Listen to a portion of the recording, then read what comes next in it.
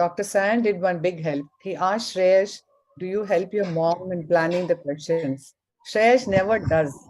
But I let Shreyash know that he has to feel guilty about that. So I've told him that I need you to help in future, but I don't know whether it's going to happen. Yeah, like Yeah. A very good evening to one and all of you. We are back to you again. ARC is there to present to you a very interesting set of topics. And this is the update series, which is going to tell us the practical approach to ocular surface disorders. We are truly lucky to have with us on the expert panel. Joining us soon is Dr. Virendra Sangwan, who's the director and the senior consultant, Shroff Charity Hospital, a unique and innovative surgeon, and we really look forward to a lot of learnings from him. Unable to join us today is Dr. Jeevan Titiyal, who again heads the RP Center, specialist in cornea, cataract, and refractive surgery, and an extremely prolific surgeon from RP Center.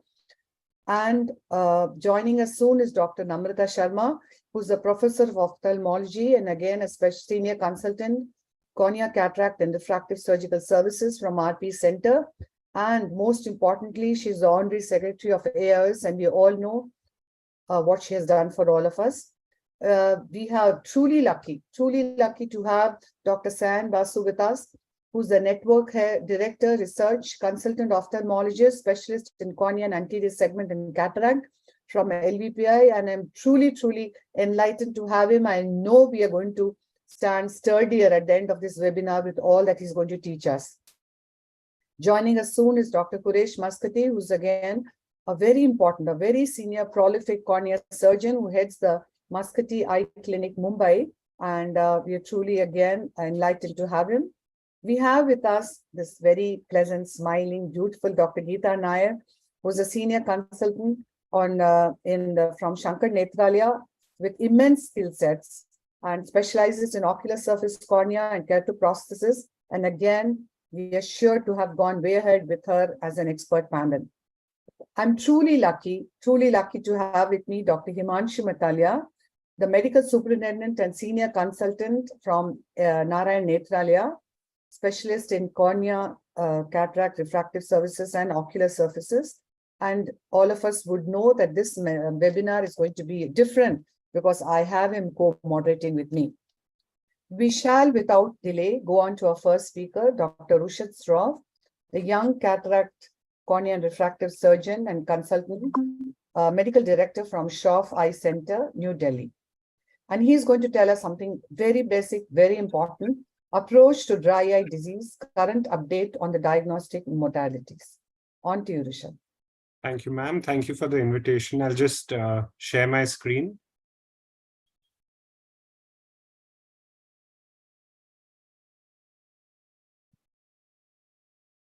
Is this visible to everyone? Yes. Okay. Good evening, everyone. So I'm going to be talking about the current update on diagnostic modalities.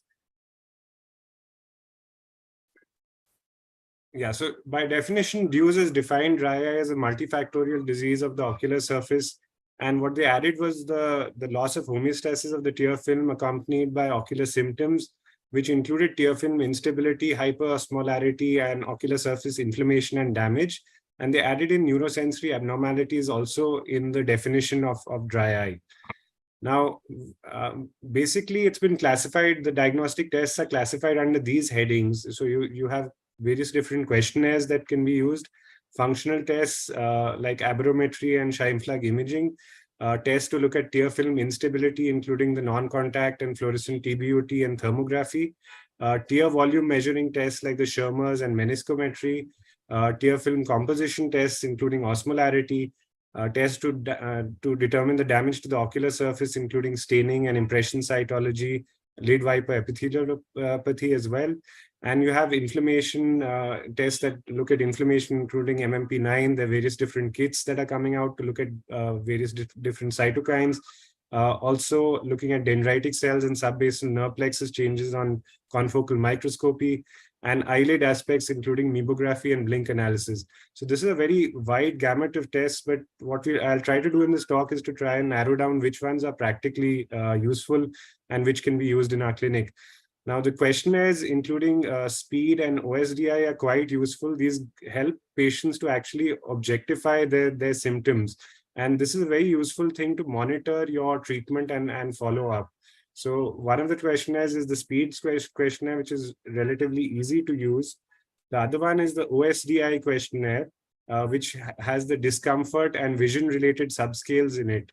Now, what is good about these questionnaires are that they are validated, simple and fast to answer, and they help to effectively discriminate between mild, moderate, and severe dry eye disease, along with discriminating between what is related to discomfort and to visual symptoms in patients with dry eye. Coming to functional tests, aberrometry and Scheimpflug backscatter. Aberrometry can be done, however, it's found to have a lot of noise, so I wouldn't really look at these tests in very great detail with regard to dry eye per se. Now, tear film instability, the tear breakup time is one of the most important tests. Fluorescein TBAT has been there for a really long time, and it's one of the tests that has stood the test of time. It is actually one of the most important tests to perform in a dry eye setting. Basically, the only issue with the fluorescein TBAT, which is why non-contact TBAT came into vogue, was that at times it was not repeatably performed. The amount of fluorescein instilled was different by different observers, and therefore, because of the variable volume, the tear breakup time sometimes would not be very accurate. With this in mind, non-contact TBUT was also has also been propagated, and this is an image from the ocular keratograph, where we look at an observation of the specular reflection of an illuminated grid pattern from the tear film. It's actually this image on the left shows where the tear film is breaking up first. It's divided into various different quadrants, and the amount of seconds, there's a graph at the bottom that actually tells us where the tear film is breaking up at the first point. So this is a slightly more standardized method in that sense, although it's of course affected by our environment as well. Values typically are found to be about a few seconds higher than a fluorescent TBUT. However, studies have shown that there's higher sensitivity and specificity with the non-contact TBUT. Thermography was something that we looked at a lot in detail earlier on. And again, it's coming back into vogue. One of the ideas for this was one of the publications from NN regarding cold BCL and how the ocular surface temperature actually changes. And we are actually looking at thermography and how it how changes in thermography or the thermal profile actually affect tear film instability and symptoms in patients. Tear volume tests, we have our good old Schirmer's test. Along with that, meniscometry, where you can actually quantify the meniscus height. This can be quantified using a slit lamp keratograph, as is demonstrated here, or even with OCTs. The average tear meniscus height measured with the keratograph and the Fourier domain OCT is about 0.23 and 0.331 respectively.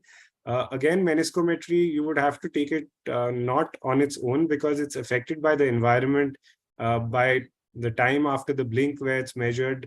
Again, if you don't measure the locus along the lid margin properly, again, you can get a false meniscometry. The temperature, humidity, etc., all affect the meniscus height. Now, tear osmolarity got a lot of importance according to the DEWS classification, and practically I have had some experience using this. However, what I have found in practice is that it's a very variable test. It's not very repeatable. In fact, the more important thing with regard to osmolarity are inter-eye variations rather than one single reading.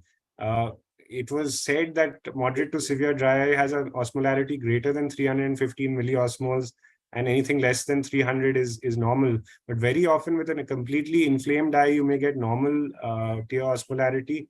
And with a normal looking eye, you might have a high osmolarity. It's more the variation in osmolarity that's important at different time points. But again, the fact that this is a chip-based test and each chip costs a significant amount of money, doing this repeatedly on the same day is kind of difficult, and this limits the application, the practical application of osmolarity. Tear ferning is another thing that has been described. Ferning occurs when the tear film is dried, typically on a glass plate. Healthy tear samples produce compact, dense ferning patterns, and in dry eye disease, the pattern is fragmented as seen in the bottom right image. The analysis of lipid layer is again something that has received a lot of importance of late.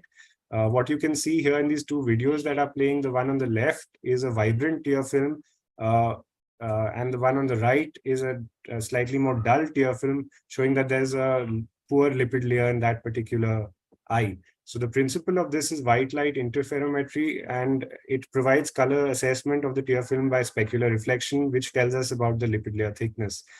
Again, a caveat in this is this would be a vibrant looking tear film, but this is not a healthy tear film. So you can't go alone, again, diagnosing dry eye or evaporated dry eye by looking at lipid layer thickness, because there could be a hypersecretory component as well. And this may not be very accurate in those kind of cases. So you can see here that this is not a very healthy tear film actually, but the lipid layer thickness typically would be above 100 nanometers in this particular case. 1 minute. The other issue, the other thing to analyze is meibomian gland expressibility, which has been shown with this meibomian gland evaluator or with a Mastrota paddle, and you would have different types of secretions coming out of the meibomian glands. Lid viper epitheliopathy, again, is an important thing to look at in dry eye disease, where you would stain the lid margin, and depending on the horizontal length of the staining and the sagittal width of staining, you get an idea of whether the lid viper is actually causing symptoms in these patients. These are photographs demonstrating the same. For inflammatory dry eye, MMP9 kits have been found to be useful, especially if the level of MMP9 is greater than 40 nanograms per milliliter. Confocal microscopy has also been used. You can see quantification with the CC metric software. This was one of the studies we had published in NN when I was doing fellowship there, looking at dendritic cells and OSDI scoring. What we found was a higher number of dendritic cells did have a direct correlation with with higher symptomatology in dry eye patients, as did changes in the nerve fiber density, width, and the branching of the nerves. Various different cytokines have also been implicated in dry eye disease, which includes a higher pro-nociceptive milieu and a less anti-nociceptive milieu. Imaging of the meibomian glands can be done using any kind of infrared camera. Even an auto-refractometer can be used. These are images captured by the LipiView diagnostic device, where you can see the normal glands on the left, followed by various different grades where there are partial glands and loss of glands. This would again help us to guide our treatment further, whether hot fomentation, etc., would help in these particular kind of patients. This is just an overview printout where you get the lipid layer thickness, you get the meibography, as well as the blink rate. Again, you can counsel patients regarding their blink hygiene with the help of this. Any tear film analyzers that are currently available in the market, all of them do quite well in analyzing meibomian gland in terms of meibography. And the LipiView, of course, gives you a little bit about lipid layer. Keratograph does various different functions, as I have elucidated earlier. Now, the diagnostic sequence for a dry eye clinic is extremely important, and this is the one that we normally follow. The basic principle is to go towards invasive tests at a later stage in your diagnostic sequence. So typically, you would administer questionnaires first, followed by a non-invasive TBUT, look at the blink rate and the blink interval, lipid layer thickness, then look at tear meniscus height, followed by osmolarity, fluorescein staining, and then look at the Schirmers, and finally look at the lid margin characteristics, including meibum quality and expression and meibography. The reason is that if you express meibum earlier, it may color your other diagnostic tests. So coming to the end, in conclusion, diagnostic tests, what are practically useful? What I have found in my clinical setting, questionnaires are quite useful. TBUT, whether it's with fluorescein or non-contact TBUT, is quite useful. The Schirmers helps to eliminate certain conditions, and that's where it is useful. Osmolarity, I've highlighted in purple because it's a bit of a gray area, and I personally have had mixed results with it. Staining is extremely important of the ocular surface. If you have access to inflammatory markers like MMP9, it would be useful to guide your treatment regarding things like punctal plugs, etc. And eyelid aspects can always be used, can be looked at, whether with an autorefractometer or with a meibography analyzing device. Thank you. Thank you very much, Rushad, for such an extensive talk in 8 minutes. After understanding that there are at least 8 to 10 various tests available, I'm going to come back to the first question is to Dr. Sain. I'm going to take this question. How much importance do you attach to these tests like TB and Schirmer's vis-a-vis patient symptomatology? What is the best guide or test which is going to indicate to all of us patient improvement in response to dry eye treatment? I think that's a very interesting question, but very difficult to answer. So, I mean, Rushad covered the topic very extensively, but I just like to make one comment, which is in part an answer to your question, is that I would like to draw a distinction between what are the diagnostics that we use in comprehensive dry eye clinics where research is an important component, and what are the diagnostic tests that you would probably use in a routine clinic to diagnose and manage dry eye. So almost everyone will agree that for diagnosing and managing dry eye, you don't require any diagnostic equipment at all. Your slit lamp and your fluorescent strip is enough. So patient who complains of symptoms which are suggestive of dry eye, you see that the patient has ocular surface staining, which is characteristic, and that, like simple tests like Schirmer's and will tell you if the patient has any component of aqueous deficiency. One test that we use quite routinely and that is quite helpful is also staining of the lacrimal gland area to see if there's any aqueous deficiency. And then I think of all the diagnostics, the one that I find most useful is mybography, because there are certain conditions it can tell you, it can guide your therapy, especially in evaporative dry eye, because in certain cases the mybography will show you that whether to what extent any treatment aimed at the meibomian glands is likely to be effective. So I think just your routine clinical tests are very useful. They correlate very well with symptomatology. And the only diagnostic test that if one equipment you need to have, it doesn't actually require any additional diagnostic devices to be able to do mybography. Otherwise, of all the equipment that he described, I particularly have no financial interest, but I find the keratograph to be the most useful because it gives the most comprehensive information in one device. And like Rushad said, completely agree, osmolarity is completely useless. Yeah. Yes, Dr. Himanshu? Yeah, I think that's what I was actually asking Sayan in chat, that okay, we will discuss this thing. So you rightly took up the topic. Geeta, I'll come to you about the documentation of the dry eye. Like, one is diagnostic part and second part is the documentation part, that how do you standardize the documentation of dry eye, and clinical test wise, which are the tests which you would give more importance to based on your primary or provisional diagnosis? Because dry as such, we are putting a big umbrella and we are trying to fit in every possible thing under that umbrella, we know, which is not true. So how do you document the dry eye, standardized documentation, and based on that diagnosis, which are the important clinical tests which you look at? Geeta, over to you. Thanks, Himanshu. Let me start by saying that, Rushad has done a wonderful job of very nicely showcasing all the investigations that are available and highlighting the relevant pros and cons. I would like to say that dry eye is probably the most overhyped and the over-treated condition that we see, but unfortunately the most under-documented.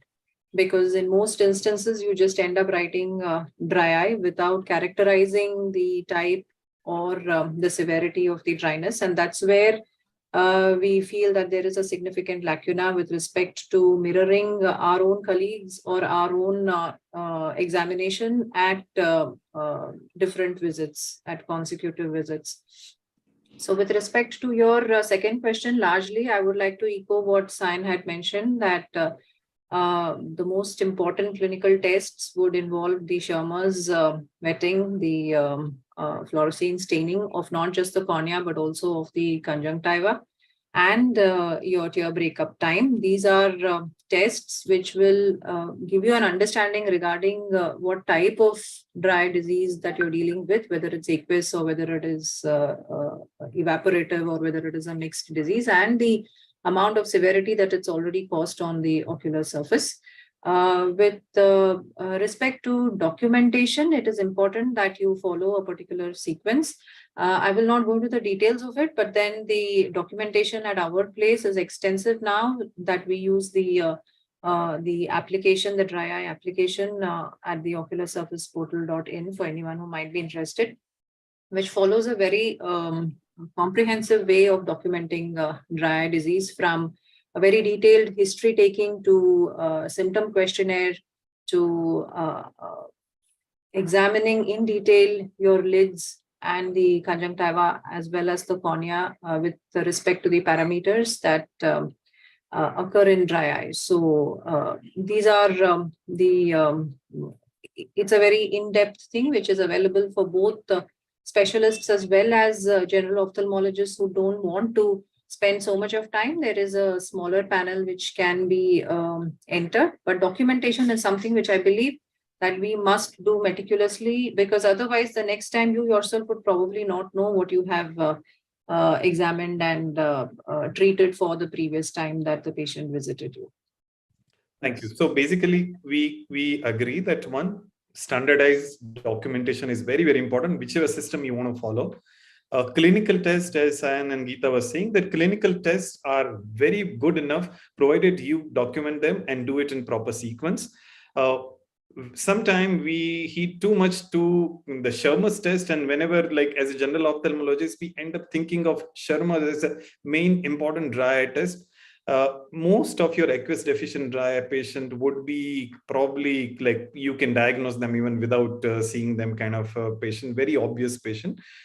I said most, not all of them, but many of your patients who are primarily your majority of your dry eye clinic or your dry eye presentation would be from evaporative dry eye group. And your TFM breakup time has to be very, very important test there. So please make sure you do it properly in whichever way suits you and document it properly. Thank you. And with this thing, probably we'll go ahead. If I can just make one comment with respect to what Dr. Chitra had asked in the previous question. I think symptoms and signs don't go hand in hand. Need not necessarily go hand in hand. You can have a patient with an ocular surface studded with SPKs but is sitting comfortably without any symptoms at all.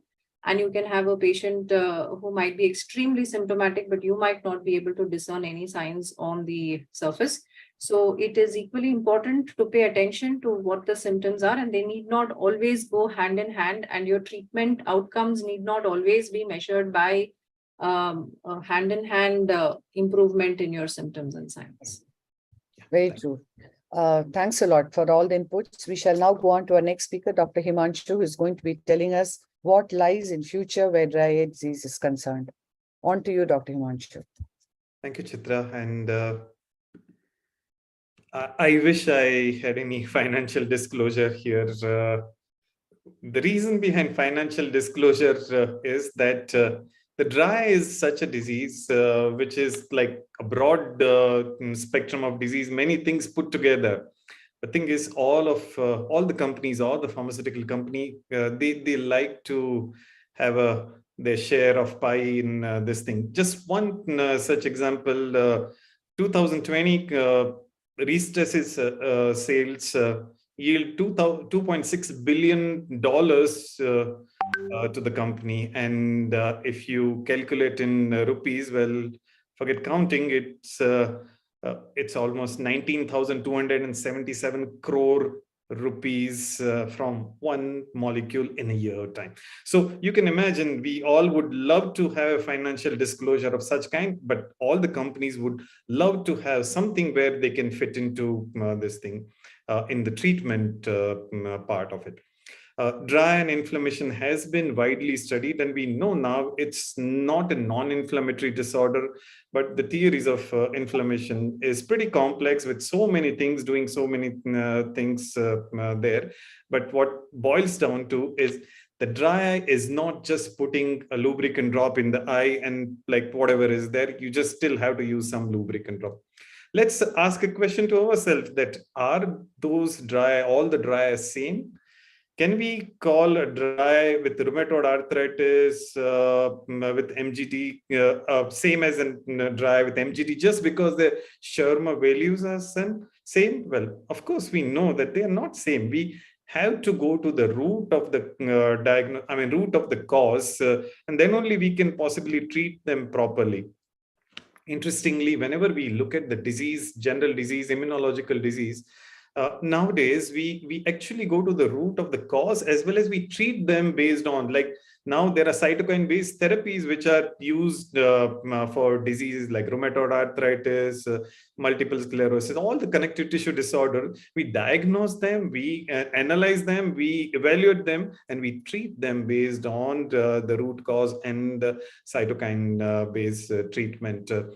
Coming to the dry part of it, well, the tear film has been a marker for many diseases, and especially the systemic disorders where we can evaluate the tear film. So the future would be based on the diagnostic part of the dry, where we would be testing the different cytokine levels in the tear film, and which would possibly help us to curtail the treatment, or rather customize the treatment based on what disease we are talking about. We may have a person who has more of a mucin deficiency, and we possibly can treat that part. Somebody may have more of an inflammation, and we can treat that part with some formulation. We may have something where, as Geeta was talking about, somewhere where the pain is not so much, or somewhere on the contrary, pain can be so much without much of a science there.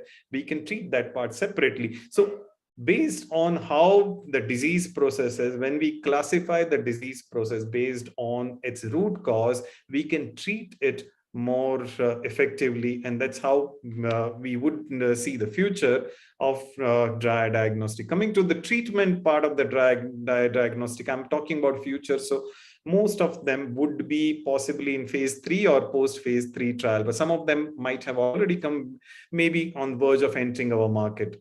Now, I would limit myself to phase 3 and post phase 3 here, because we do not have enough time for that. Now, Xiidra first thing which we would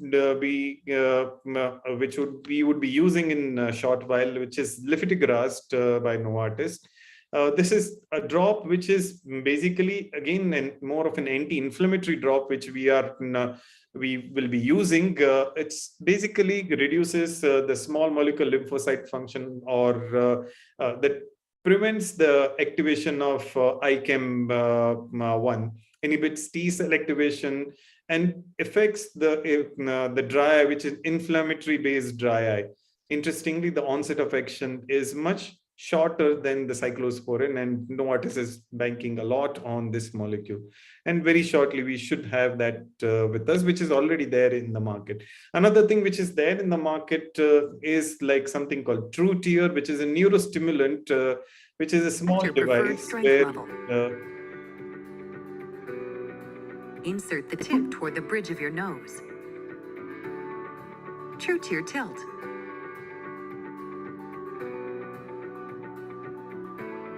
Hold until tears pool.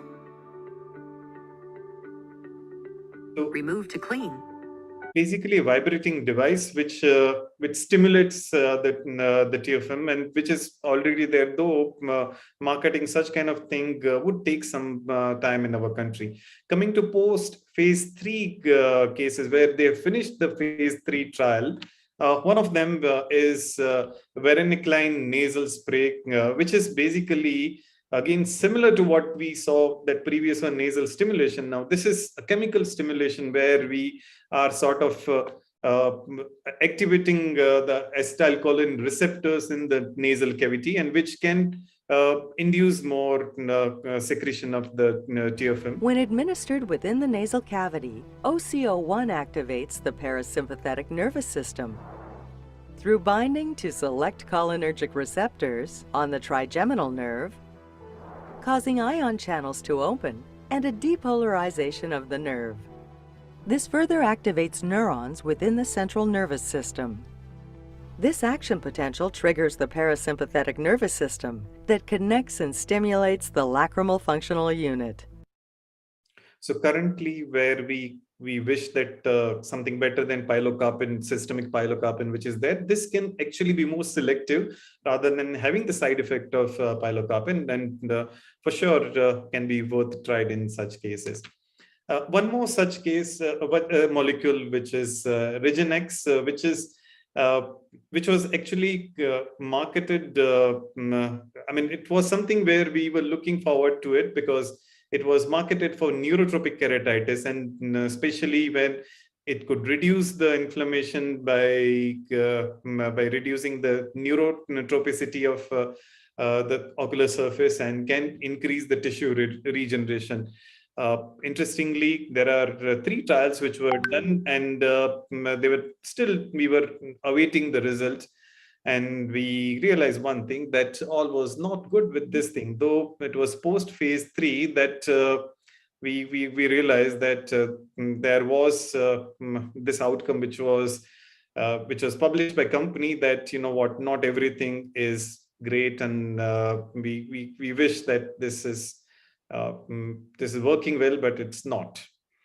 Coming to phase 3 trial, that was post phase 3. Now the phase 3 trial were a few of the cyclosporin. Now cyclosporin is not new molecule, but now delivery of cyclosporin can be in a different way, and one of them is by Sun Pharma, which is called Sequa, which is the 0.09% cyclosporin, and what they used here was nanomicellar technology. Now, nanomicellar technology is not a new technology, but for Opthal, it was relatively newer because there are many other molecules which are used as a nanomicellar technology, where you coat molecule in a 2 different way, using hydrophobic in center part and hydrophilic in the outer part, and allows the absorption of the or bioavailability of the molecule much better way this way. So that's one thing which we are looking forward to, Sequa by Sun Pharma.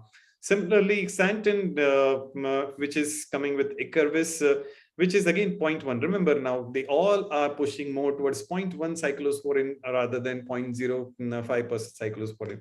Now here, they actually played with the ion or the valency on the molecule, and cationic nanoemulsion is something which possibly can have better bioavailability in terms of available more on the surface and adsorption on the surface. Similarly, Noalic is coming up with something called Sequasol, which is they patented delivery system called iSol. Now, this is very interesting, where here what they have done is the delivery is done in a very measured way, where the drop size is very small. And here, without any preservative and without being a water base, you can actually deliver an oil-based compound. So the cyclosporin we know, which is more of an oil-based compound, can be actually delivered in the same form, and you do not need to create something like an emulsion here, and which is very interesting way of delivering. So basically, the delivery of cyclosporin is going to be a little different, and most of them are going to be at 0.1. Coming to another molecule, which is again loteprinol. Now, loteprinol at a low dose has been used in the dry eye, because we know dry eye is an inflammatory disorder. So loteprinol, changing again the delivery way it is delivered is through something called mucus penetrating particles, or MPP, which is going to deliver the molecule a little more than whatever we are getting now. And with the lower concentration, we would be able to achieve much better ocular surface thing on these cases of dry eye. So we look forward for that. There are some other molecules which are newer molecules. One of them is called tivanisiran, which is something which is going to reduce the pain sensation on the surface, and basically it's a small molecule oligonucleotide RNA, which is meant for the painful dry eye cases, and which may help us to have patient more comfort level rather than the treating the actual dry eye part of it. Similarly, visomitin is something where we're going to have effect on more of a symptoms of dry eye and the surface damage, but may not have the effect on like either secretion of tear film or the stability of tear film. So basically, these are the molecules which would be combining along with the other molecules which would help us treating the dry eye much better in terms of more symptoms and sign-based improvement or holistic improvement. One more such molecule which was already introduced in US market is Oxavit. Now this is a recombinant human nerve growth factor, and which was actually marketed in cases where there was significant neurotropicity and the surface which was devoid of the nerve sensation, where the healing also gets impaired. The concept is very nice, but the cost of the medicine is exorbitant. It's required to use 6 times a day for 8 weeks. And I guess if we convert into Indian rupees, around 50,000 per packet, of which like we need almost 8 of them so per week. So which is quite exorbitant in our country, and treating dry with such a high cost does not make any sense, and especially country like us, not even in US it makes any sense. But in future, I'm sure it would have better cost, as well as we possibly can have something which is something similar to that in by other company in our market. So dry treatment part is quite interesting, and it's going to be a quite interesting few years for us, where we might have treatment where it treats the disease, where it treats the symptoms of the disease, and where it also helps us taking care of the entire ocular surface overall. Thank you. Thank you very much, Dr. Himanshu. That gave us a lot of insight. But coming back again to the very basic question, Dr. Geeta, we've heard so much about it all. But do you think the newer targeted therapies are actually going to take over, or it's too early to comment over the conventional treatments like steroids and or topical steroid drops and cyclosporin and whatever which you are practicing today? You think there is going to be a turning point in how we look at dry eye disease? The second question I also have to you is, what are those red flag signs when you would decide to systemically evaluate a patient with dry eye disease?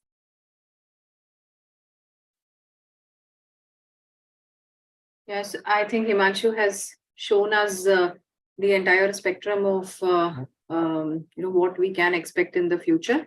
Yeah. Today, as people working specifically in this field, we all do agree that we treat these patients not just based on the habit of pen, or just randomly treat these patients, but you do try and see whether you can categorize these patients into aqueous deficiency, how severe it is, mild, moderate, severe, and then you decide and choose the molecule based on the kind of dry eye that you are treating.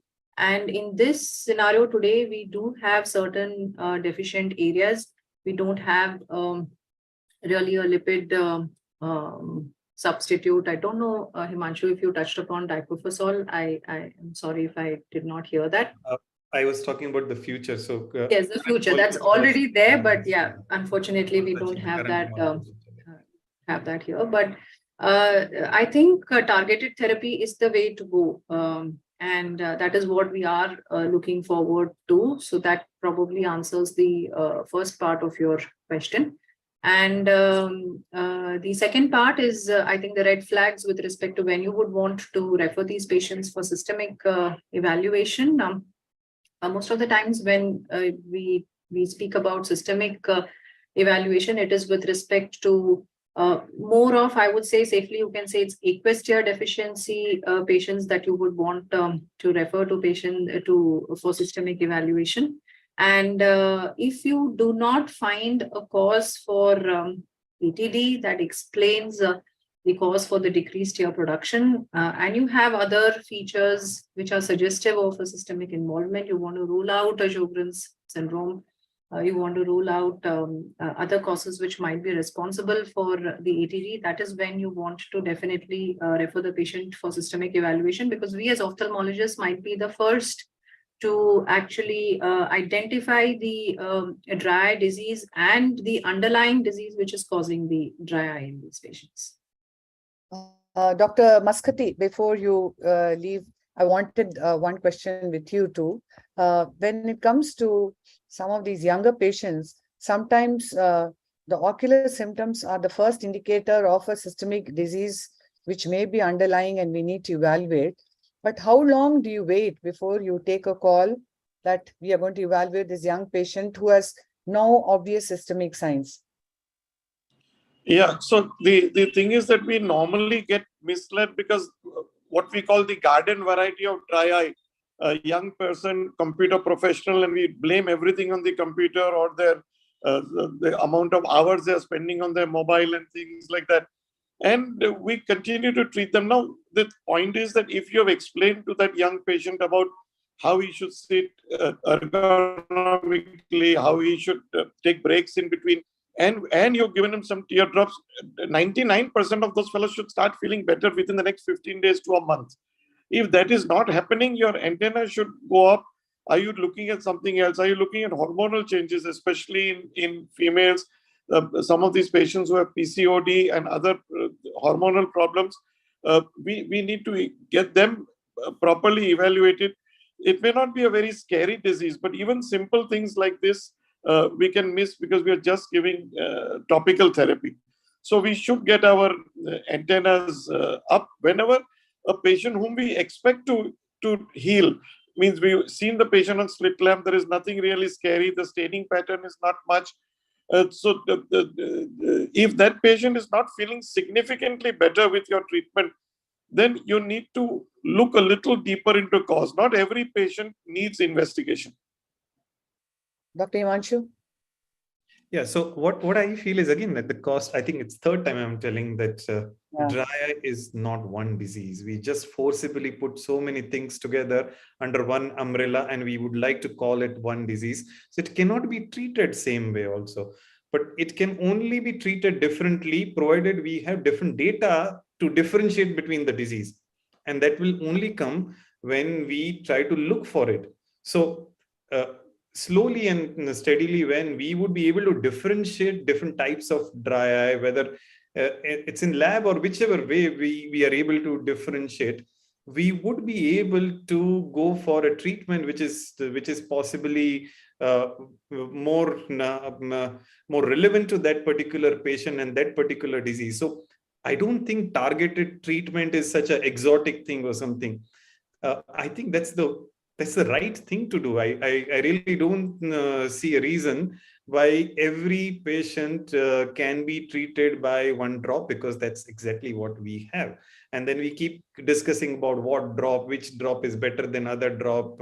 I really don't think we can call such various diseases as one particular umbrella dry eye and treat everybody the same. Dr. Sayan, would you want to add anything before we go on to our next talk? I would just want to say that if you have diagnosed somebody with dry eye disease, then like, Geeta also mentioned, Himanshu also said, it's important. I think it is not done enough. And to differentiate between, sure enough, there can be patients who have mixed etiology. But I think that it's very, very important to differentiate between somebody who has a primarily aqueous deficient dry eye and a primarily evaporative dry eye. Sure, there can be overlap, but usually one component is, primary. And if you have a patient with in both situations, you do have to apply your mind a little bit to find out why this is so.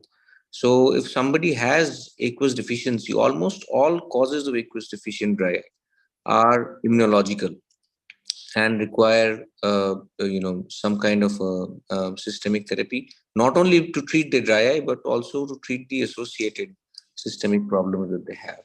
Whereas somebody who has a meibomian gland dysfunction could be, screen exposure, meibomian gland related, but there could be certain other things, like Dr. Muschetti mentioned, they could be on hormonal therapy, etc., where the treatment is much simpler.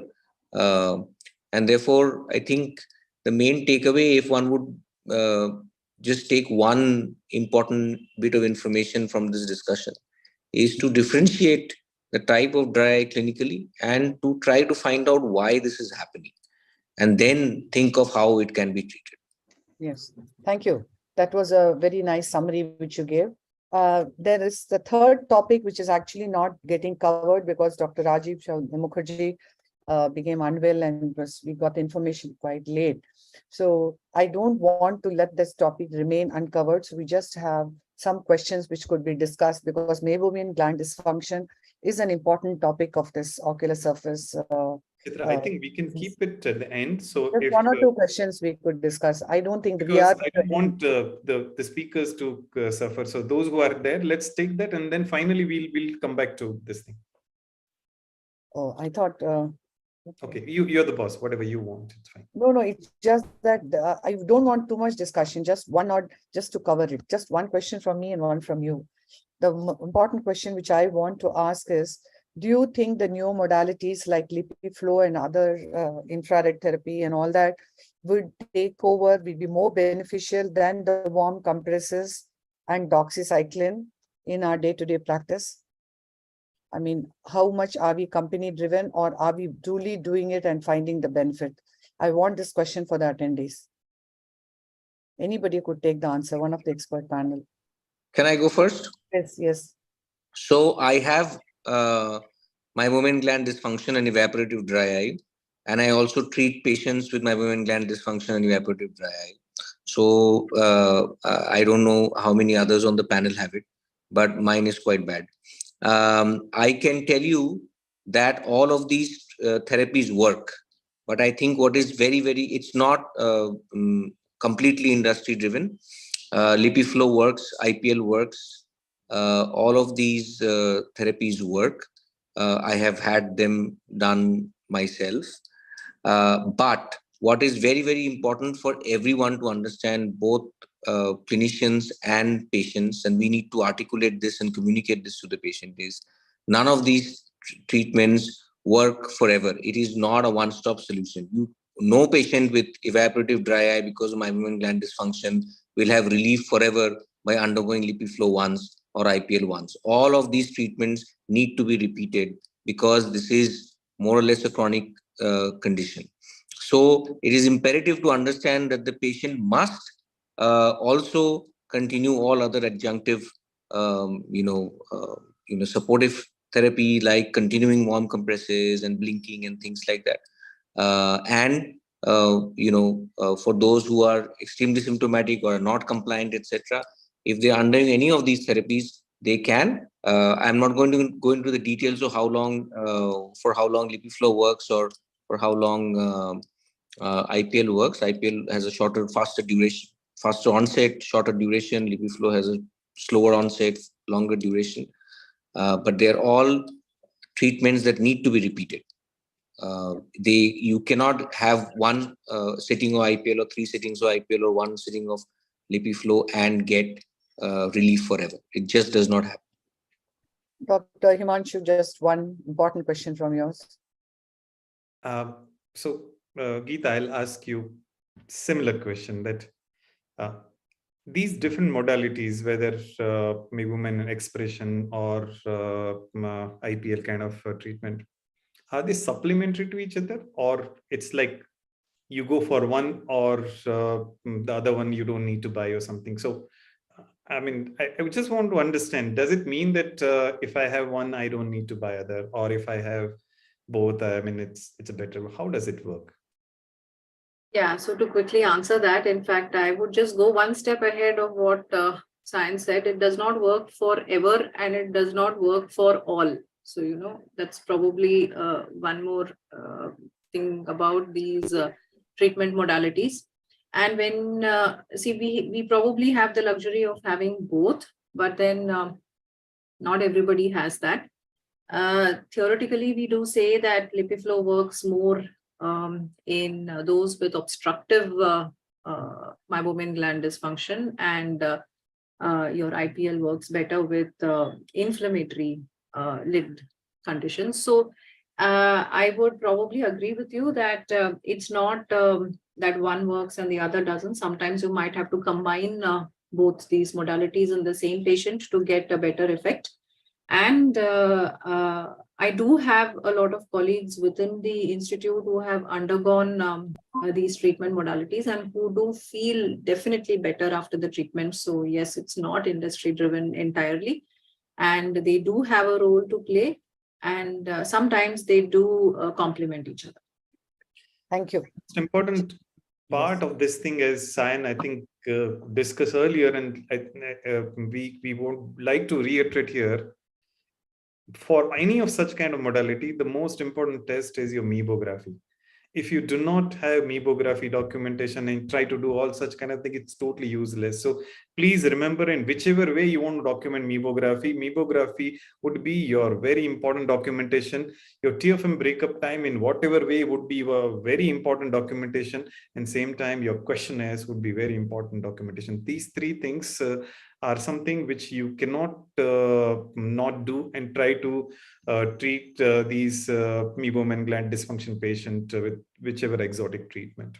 Yeah. Could I just make For one the point? benefit of the viewers, what Himanshu is trying to say is that sometimes you might have a complete wipeout of the meibomian glands on meibography, and then those are situations where you might not really end up having any benefit with these options. Only obstructive meibomian gland disease can be effectively treated, and if it's obliterated, it doesn't work. Yes, Rushad, you have to say something before we go on to our next speaker. Ma'am, so actually we had done a study on this where we compared pre-cataract surgery doing LipiFlow in one group, doing traditional hot fomentation in the other group, and there was a subgroup which did not have MGD where we didn't do any treatment. So coming to that point, I mean, we also studied how many percentage of patients actually showed improvement in tear metrics or in OSDI, etc., post-cataract surgery after doing a pre-treatment with LipiFlow and with hot fomentation in the other group. And to further to ma'am's point and Dr. Sayan's point, it does work in about 70%, and it showed a better improvement than the traditional treatment arm. So it does have a role. All these things have a role, but of course the pricing, the fact that it has to be done repeatedly, that's what actually limits the success of these procedures, because they expect a one-time solution, which it's not. It doesn't work that way. Thank you. We shall now go on to our next speaker, Dr. Nidhi Gupta, who's a senior consultant at Dr. Shroff Charity Eye Hospital, Delhi. And she's going to talk to us on a very important topic, limbal stem cell deficiency, identifying, classifying, and evaluating. On to you, Dr. Nidhi.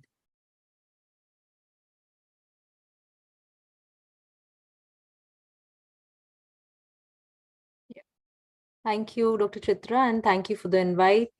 Completely a privilege to be part of this meeting. And what I would be speaking about in next few minutes would be limbal stem cell deficiency.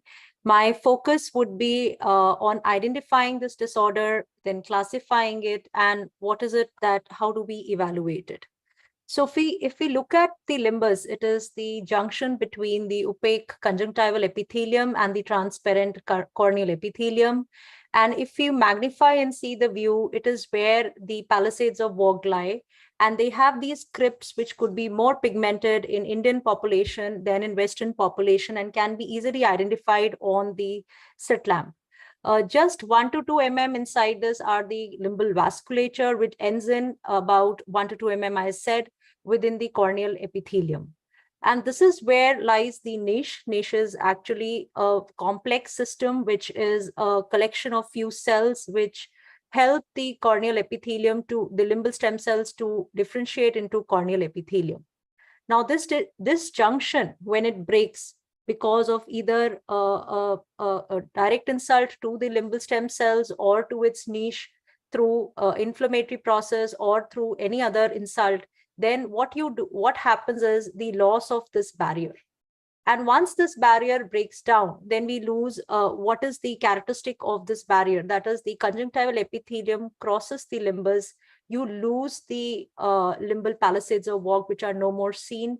And you can see the transparent corneal epithelium turning into translucent conjunctival epithelium with vasculature of the cornea, which can also deal into a stromal scarring later on. So these are all the characteristics on the slit lamp of the limbal stem cell deficiency. What actually happens is that when the patient presents, it can be a jigsaw puzzle.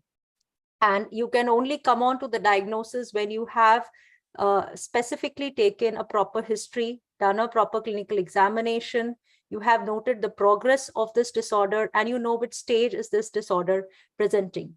But what I could give in this short time that I have is some certain principles to understand that if a patient most of the times is presenting with a unilateral limbal stem cell deficiency and has a definitive history of insult, in most common in Indian scenario, at least, we see chemical burn as the most common cause, and which can present in variable ways to you, from mild, moderate to severe ways.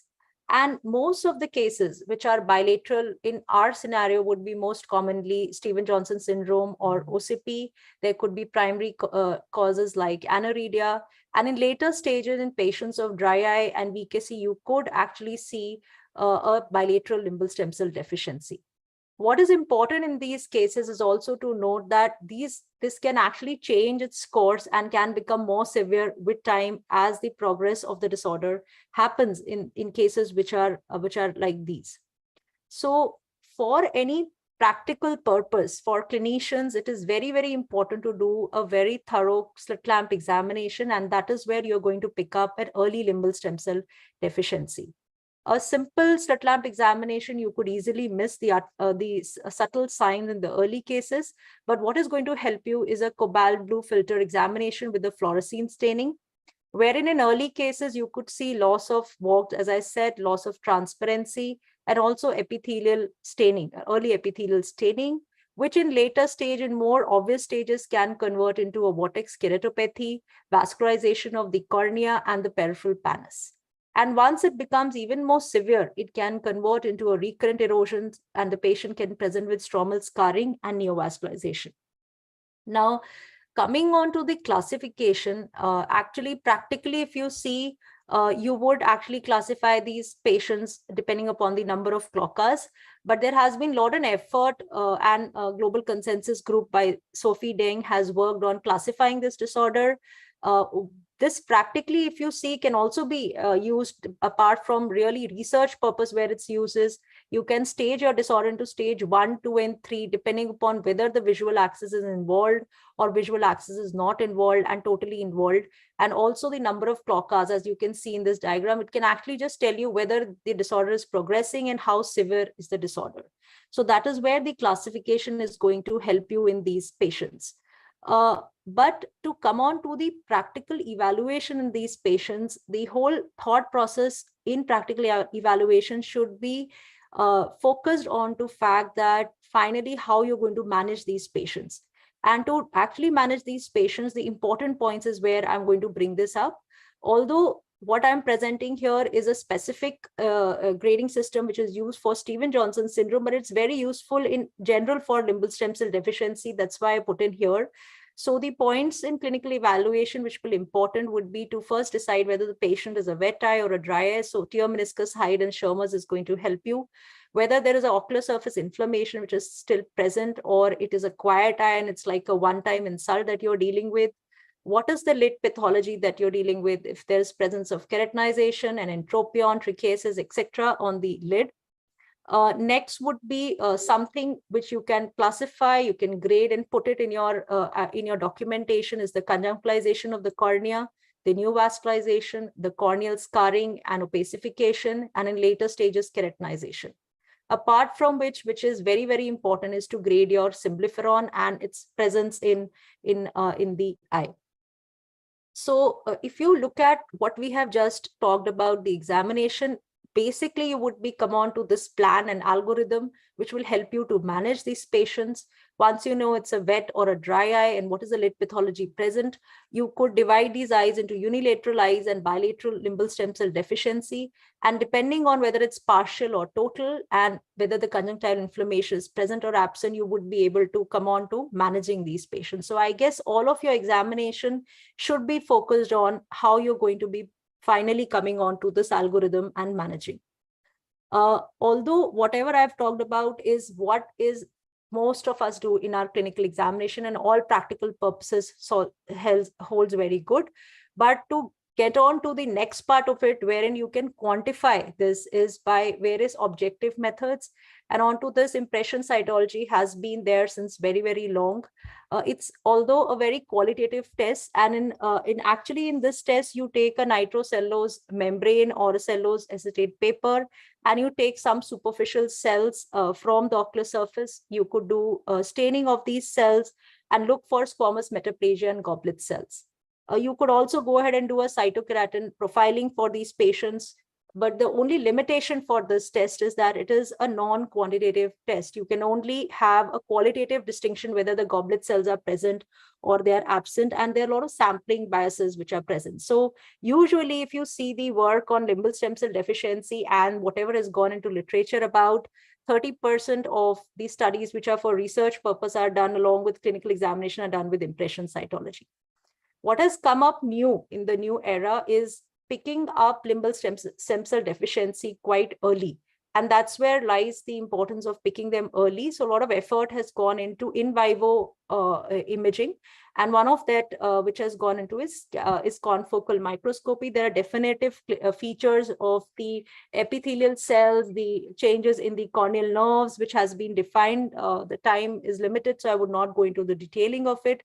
But from there, we have come on to even further in vivo microscopy. We've come on to non-contact in vivo microscopy, and that is by the ASOCT. As the ASOCT has picked up these cases with high resolution ASOCTs, you can actually go and have histopathological like sections where you can identify the limbal warps, and their damage can be picked up very, very early. So from ASOCT, HR ASOCT, we have also have the angiographies, which HR angiography OCTs, which can be done, which have been able to pick up the limbal vasculature as well. But these are still under research and not really used in practical clinical sense. But if they come into clinics, you would be actually be able to see up early limbal ischemia, etc. on these and treat these patients accordingly. Just to complete the topic, something which has come up ahead is the 3D dimensional imaging of the limbal stem cells, wherein a 3D reconstruction of with the electron microscopy can be done of the limbal stem cells and picked up early in their deficiency state. So, so imaging today has gone on from in vitro to in vivo, from contact to non-contact, and now to 3D reconstruction. And the future lies in the kinetic imaging, which a lot of Australian groups have printed about, the kinetic imaging of the limbal stem cell deficiency. So to conclude, I would just like to say that limbal stem cell deficiency is mainly a clinical diagnosis. What is very important as a clinician is to do a fluorescein staining with a cobalt filter and pick up these cases early. Do a detailed clinical history and examination to document them and to come on to diagnosis and your plan of management. And probably the future lies in the newer imaging modalities, which are going to pick them up early and not only qualitatively diagnose them, but quantify these limbal stem cell damage as well. Thank you. Thank you, Dr. Nidhi. That was a wonderful talk. Truly enjoyed it. I have one question before Himanshu takes over. Don't you believe that any of these classifications which talk about the severity and staging of the disease, if they could include the cause also, it would help to prognosticate better? Dr. Sayan?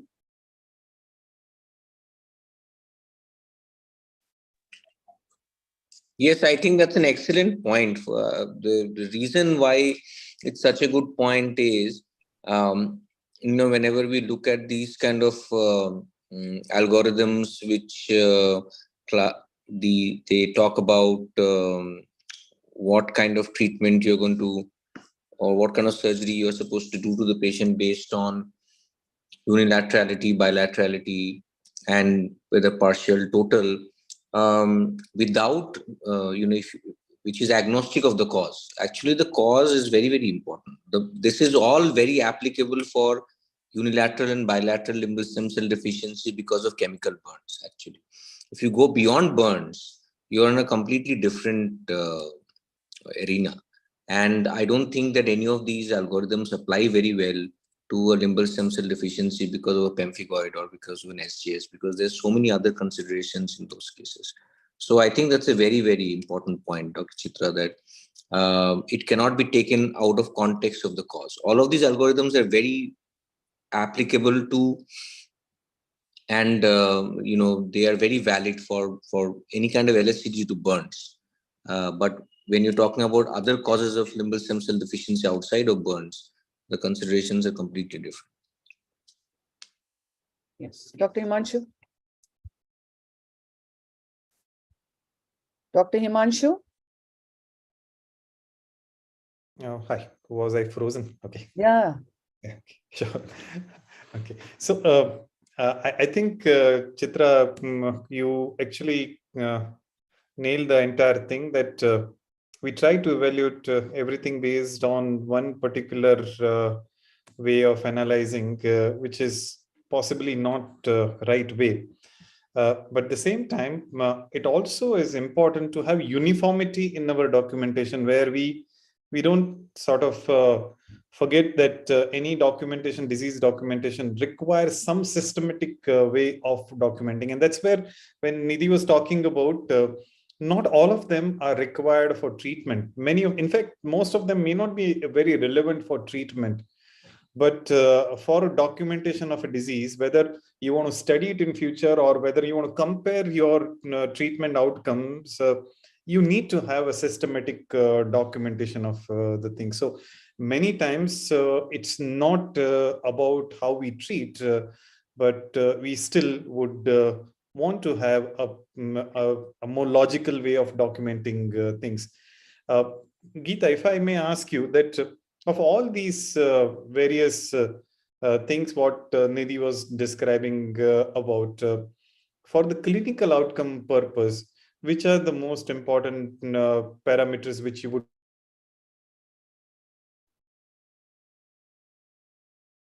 I think you have to take it forward. Yeah. Yeah, so I think Himanshu's frozen again. Yeah. But probably the question that he was trying to ask was, what are the parameters that help to plan your treatment, Yeah. then maybe measure your outcome? Yes. I believe that's what you were asking, Himanshu. I think You froze again. Yeah. So what I was asking you, that when you are treating these patients, which are the parameters which are absolutely important for you, clinical parameters, which will decide your treatment? Yeah. In the evaluation of the patient. So I think the first and foremost thing is the vision, because that is what will tell us whether the patient requires treatment or not. The diagnosis, because like Dr. Chitra mentioned, there are certain diseases where we would not probably be very proactive in trying to manage if one eye is still seeing well. So it depends on the functionality of the patient with respect to his visual acuity, the etiology of the disease, and then you come to the actual clinical parameters. If you do decide to go ahead, then yes, your corneal, your peripheral superficial vascularization and the extent of limbal deficiency features. So these are probably the things that you will want to focus on before you decide on treatment and the outcome parameters. Yes. So I don't think we can have a uniform way of trying to say, that this is what needs to be done. Just like dry eye disease, LSCD is an umbrella term, and it would not be right to just club A, B, C and say that these are the things that I'm going to do without really looking at the patient as a whole. It's a tailored management for every eye and every patient. Sayan, a common question which every general ophthalmologist would have: how do you differentiate between a pannus and a vascularization, or does it require to be there? I mean, do you need to differentiate between them? So can you just tell what do you follow? How do you decide that? Well, I guess the need to differentiate would arise if you are thinking about treatment. So I guess if you have a patient who has a chronic problem and has a vascularized and scarred cornea, and let's say you're planning to do, you're thinking about doing a corneal transplant, or you're thinking about doing a limbal transplant, and you want to be sure when you're doing a corneal transplant, you want to be sure that there's no LSCD so that your corneal transplant survives. When you're doing a limbal transplant, you want to be sure that this is actually limbal stem cell deficiency and not like a chronic HSV keratitis, so that it's not unnecessary. I guess that is when that question of being sure would arise. And in that context, I think this, like Nidhi was also mentioning, just fluorescent staining, looking at how the epithelium is looking on the stain is very, very important. In most masquerades, you would find that the epithelial staining is fine. In cases of LSCD, you would see the typical stippled appearance of the conjunctival epithelium, and that is usually enough if you've had enough clinical experience in differentiating that. The other thing which most cornea or anterior segment specialists would have, and is very, very useful in making this differentiation, is just a line scan on an OCT. It's very useful. Just look at the epithelial reflectivity on that line scan, and you will be able to differentiate a normal epithelium from an abnormal epithelium. It will also give you other important information which will help in decision making, like the thickness of the cornea and so on and so forth. I think what Sayan said is very, very important for all of us to understand that when we talk about vascularization, superficial vascularization, the epithelium along with that, the phenotype is corneal. It's corneal epithelium, and hence it's stable. And it does not break up and does not lead to any other issues of healing. Whereas when we talk about pannus or anything where there is stippling, wherever the phenotype of epithelium is not corneal, which is sort of next logical thing to be replaced would be from the conjunctiva. These epithelium, they do not stay stable, and they are unstable epithelium. And if you do not address these issues, and if you directly go ahead with corneal transplant or something, well, you are then inviting trouble. So it's very important to differentiate between them and be sure about how the surface, whether the surface is stable or not. I think we'll go ahead with the next topic. Yes, Doctor, we'll call on Dr. Swapna Shanbag, who's the consultant cornea and anterior segment and cataract from LVPI Hyderabad, and she's going to talk on managing different stages of limbal stem cell deficiency. On to you, Dr. Swapna. Thank you, Dr. Chitra, for the invitation to speak on this forum. So, like Dr. Nidhi already discussed, this is the staging of LSCD I've mostly based my presentation on. This was given by the Global Consensus Group 2-3 years ago.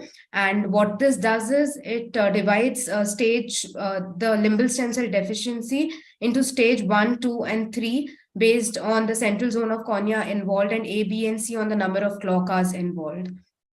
So there are also reports of medically reversible limbal stem cell deficiency where surgical approach is not required. In these, mostly the etiologies have been prolonged contact lens wear, ocular rosacea, long-term use of preserved topical medications and anti-glaucoma medications, keratoconjunctivitis, or idiopathic. The main treatment options here are stopping the traumatic insult to the limbus and optimizing the ocular surface environment by giving preservative-free topical medications, topical steroids, lubricants, and steroid-sparing medications.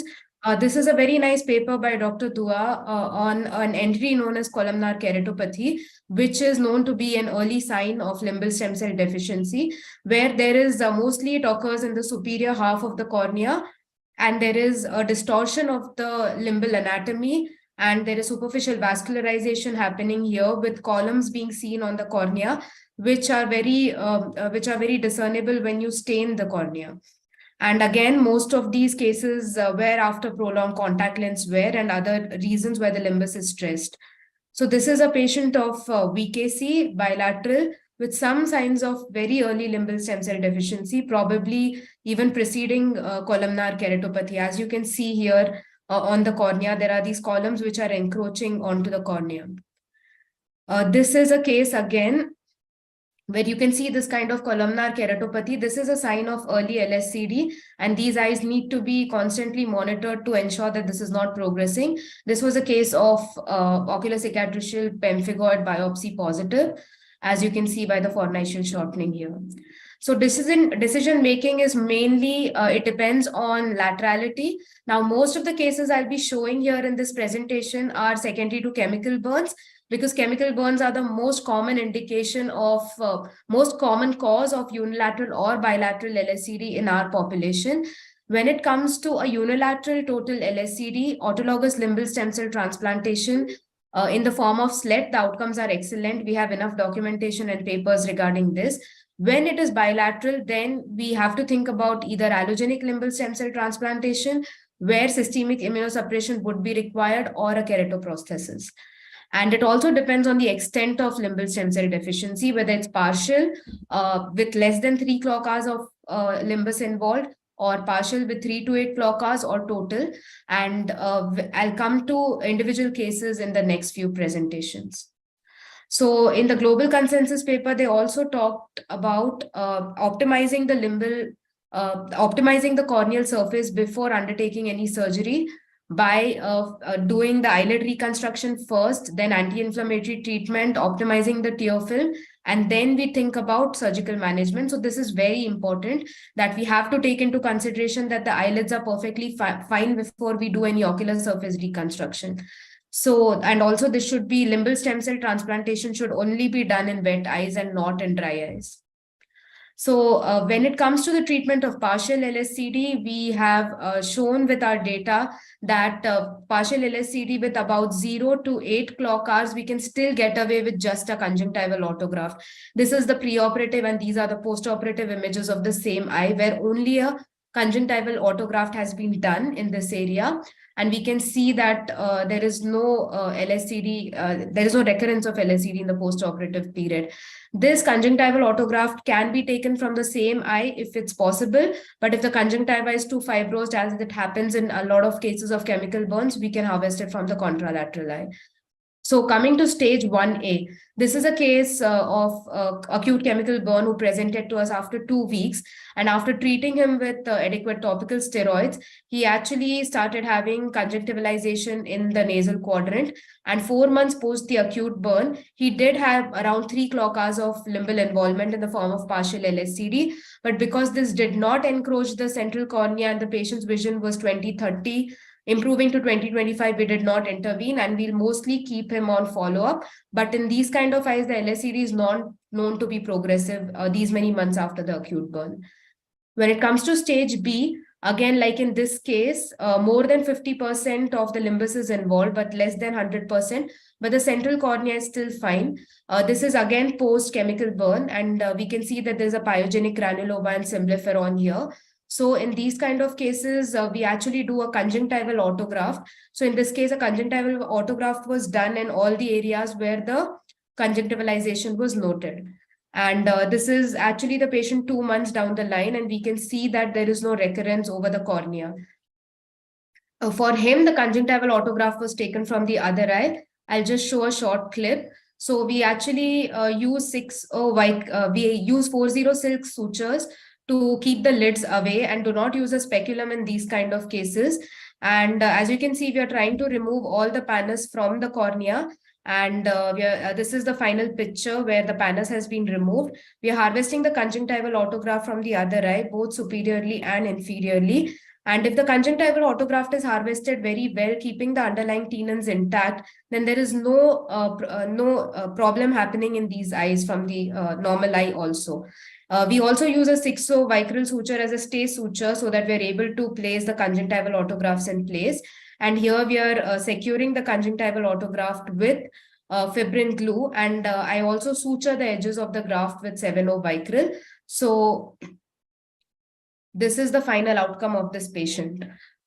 Now, talking about stage 1C, where there is almost 100% of limbal involvement, this is a case of vernal keratoconjunctivitis, right eye and the left eye of the same patient. And in these kind of cases where the etiology is not burn, but it's VKC, it is better to treat these medically. So this is a photo that was taken 7 years ago, and this lady has received topical and systemic steroids also, and systemic immunosuppression also. And after 7 years, this is her clinical picture, where the central visual axis is clear in both eyes. She's actually 20/30 and 20/40 in both the eyes, and hence for her, we'll just keep her on topical medications as of now. And her eyes have been quiet for quite some while, and that's why we have stopped the oral systemic immunosuppression, and she's doing very well. But in these kind of cases where there is bilateral involvement with a etiology like VKC, it's better to manage these medically and not intervene at all. One option is scleral lenses. When it comes to stage A, where the central cornea is involved and there is less than 50% of limbal involvement, like you can see in this case, this is again a case post-chemical burn. Here, I would still do only a CAG and not a limbal stem cell transplantation. This is another case where the limbus is involved and it's normal in the other half of the cornea. And we actually did a large conjunctival autograph for this patient. But what is required in these cases is we need to talk to these patients that there might be stromal scar which will persist in these cases, and that's why they will not get the cosmesis that they want. That eye will not look like the other eye. And also we have to explain to these patients that this surgery is not being done for vision and is being done mostly for cosmesis, and vision might improve but not to the extent that the patient would like. So this is the postoperative image of the patient, where we have done a large conjunctival autograft right from here to here, and the cornea epithelialized because the surrounding limbus was healthy, but the patient does have a stromal scar. Stage 2B is somewhat tricky, is what I feel, where I think we might get away with a CAG, just a CAG, but just because there are only 3 to 4 clock hours of limbus, which is normal, I would still, it is something which has to be decided whether you would do a slit or whether you would do a CAG. This image is not great, but the inferior half of the limbus, not the half of the limbus, inferior 4 clock hours of limbus was normal in this eye. The patient had a symblepharon with LSCD in the superior part of the cornea, and we do anterior segment to ASOCT for a lot of these cases, just to figure out. As you can see here, there is conjunctivalization, whereas this is all corneal epithelium. And I did a slit for this case, and this is the patient 6 months down the line, where the slit seems to have worked very well. The cornea is completely epithelialized, as you can see on ASOCT. I also did a superior CAG in this area, which is not very visible right now, but that is the reason why there is no recurrence of symblepharon that has occurred in this case. This is stage 3, where there is total LSCD. Wet eye, no symblepharon, again post-chemical burns. This is a very good indication for a slit. And for this patient, the visual outcome was very good post-operatively with a completely epithelialized corneal surface. Now, like I said, when there is, like in this image, where there is total limbal stem cell deficiency with a symblepharon, I would do a simple limbal stem cell slit plus CAG with a CAG in this area. So the nuances of this surgery, I'll just cover quickly, is that after the Panus dissection, we take the limbal biopsy and the conjunctival biopsy from the other eye, and we actually first place the CAG. This is one way of doing it, where I would first place the CAG, just suture the edges, and then I would put the amniotic membrane on top of that, and then put the explants on top of it. So this is somewhat one more stage gets added into these kind of surgeries. Now coming to some different scenarios depending on the underlying stromal scar. Now this is a case of total limbal stem cell deficiency with anterior stromal scar, where we just did the slit and the patient had anterior stromal scarring, vision was not improving beyond 20/100. But when we gave an RGP contact lens, which the patient is still using, the vision improved to 20/60. And we did not intervene further than that because the patient was happy. So this is also one way of treating these cases. If there is a total limbal stem cell deficiency, like in this eye with a thick anterior stromal scar, then one way of treating this would be doing a combined approach of DALK plus limbokeratoplasty, where the DALK tissue and the limbal tissue is from the same donor. This has already been described in literature by Dr. Sayan. The other way is doing only the SLED part first, waiting and then doing sequential DALK later once the surface is epithelialized.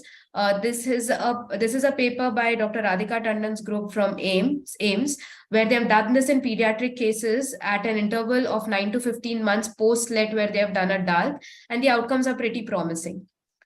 So there are also cases where the underlying cornea might be too thin with LSCD, with a desmetocele. And in these cases, a combined approach can be thought of, because we cannot do just a PK, as there would be recurrence of LSCD over that. And in this case, a PK plus SLED was done at the same sitting, and the patient has a very nice epithelialized surface 15 months down the line. Again, Dr. Nidhi Gupta's group from Shroff has described having done a SLED first and then a PK about 2 to 36 months after the SLED. This is a sequential approach where you wait for the cornea to first get epithelialized and then see how the stromal scarring is, and then end up doing a PK if the posterior part of the stroma is also scarred. Ma'am, time is over. Yeah. So in cases where limbus cannot be harvested from the other eye, but it's a wet surface, like in this case of SJS, where we very rarely come across a wet surface, an allogenic SLED can be done. This patient is maintaining a very healthy corneal surface 14 months after allogenic SLED was done. However, this comes with a caveat that this should not be done in dry surfaces. And most of SJS cases have dry eye, so that should be taken into consideration. K-Pro is an option where the eye has total LSCD, total leukomatous corneal scar, but the other eye has poor vision. At this point of time, a K-Pro can be done, and it has good outcomes. And if it's a bone dry surface, like in this eye post SJS, total LSCD, full thickness corneal scar, with other eye poor vision, then we need to do other type of keratoprosthesis, such as a type 2 K-Pro or a MOKP or an LVP K-Pro, as shown here, where the cornea needs to be covered by something else, such as a mucosa, so that it doesn't melt, and then we keep only the central opening open. So I would summarize my presentation by saying that management of LSCD is mostly surgical. Grades 1A, 1B, 1C, we can treat as partial LSCD. And limbal stem cell transplantation is not warranted in these cases, and CAG will suffice. For grades 2A, 2B, 3C, can treat as total LSCD, and limbal stem cell transplantation is required. To prevent recurrence of symblepharon, simultaneous CAG should be performed. LSCT should only be done in wet eyes. They may require contact lens, lamellar keratoplasty, penetrating keratoplasty for visual rehabilitation. And K-Pro should be done only when the contralateral eye also has poor vision. And in a dry surface, no limbal stem cell transplantation and no K-Pro type 1 should be done. And like I showed ASOCT in a lot of my slides, it's extremely important for surface practice, even preoperative management and postoperative management. Thank you so much. I would like to thank the entire team at the surface team at LVP. Thank you. Thank you, Dr. Swapna. That was an amazing talk. I truly think she needs a big round of clap. So, Himanshu, would you want to take the first question?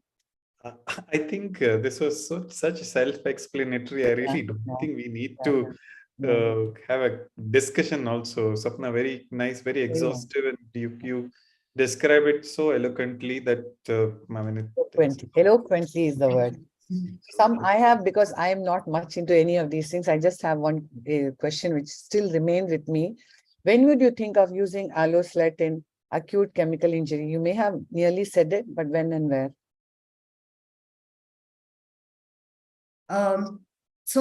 In acute chemical burns, AIOS is a good option in cases where in the acute phase, epithelialization is not really happening. It's a grade 6 burn, and we might actually lose the eye if we do not perform an allogenic slit at that point of time. At that point of time, allogenic slit is a good option. Yes, Dr. Sain, anything to add on this very wonderfully covered talk? No, I was completely enthralled. It was a fantastic presentation, all the range of cases that Swapna showed. Yeah. Great work, Swapna. Thank Yeah. you. And very nicely described. So then in immune-mediated limbal stem cell deficiency, you would not use slit at all? I mean, we usually, it's very difficult to find a case with an immunological cause like SJS or pemphigoid that satisfies the eligibility criteria for SLED. So it's very difficult to find a patient with an underlying etiology like SJS or OCP who have wet eyes, who do not have symblephora, the lids are normal. So, we do a lot of allogenic SLED, but it's mostly for chronic allergy and bilateral burns. Very rarely. I mean, for SGS and pemphigoid, I think I've done like one SLED for pemphigoid and like maybe 4 or 5 for SGS cases. You have to be very, very choosy because otherwise, the outcomes in these cases are really not that great because of the other comorbidities like dry eye and entropion and things like that. Would you want to add anything, Dr. Shreyas? Is there? Okay. Coming to you for yes. Yeah, sorry. Okay. No. Should you have anything to ask, or do we go to the next talk? Because there's so much to ask here, but I think she did her best. Whatever you feel comfortable. No, you can take the next question. You ask what you have. I was just asking Geeta that when you have these kind of bilateral cases, how do you decide? Do you directly think of a K-Pro or something, or how do you decide to treat these bilateral cases? Yeah, so I think again, we need to have a very clear picture in mind as to what is the disease that we are dealing with. So, say for example, we're dealing with a patient of SJS, and you know that you have a bilateral involvement. You know that these are that this is a immune condition. So the idea would be in these situations to try and see how best you can stabilize the ocular surface first. There are situations where you can have an improvement in the vision by just doing a punctal cautery or addressing the lid margin keratinization, having the patient use a PROS lens. These are all things that can improve the vision of the patient. So for any of these patients in the first visit, you're not going to jump into planning for a keratoprosthesis or any of these interventions that might require the patient to be on long-term systemic immunosuppression. So have a clear plan in mind as to what it is that you are charting for the patient. If all this does not work, or if these things are not of are not going to be of any use or are not relevant in that particular patient, then yes, you look at the other options. I would be very, very skeptical talk about doing a limbal procedure in these immune conditions, though we have done our share, actually quite a bit of it. We'll probably be publishing it very soon, but only in wet eyes. And what we need to remember is that the minute you peel off the pannus in a SJS patient, hoping that you might be doing good for the patient, actually most of these patients end up coming back to you with complications, especially of a stromal melt or a perforation, and you have landed yourself in a worse situation than where you began with. So very, very cautiously you tread in these eyes, and then you take a decision on a keratoprosthesis and which type of K-Pro. So everything is very, very tailored after you've done a complete evaluation, understanding the patient's ability to come back to you for regular follow-ups, to be compliant with the medications.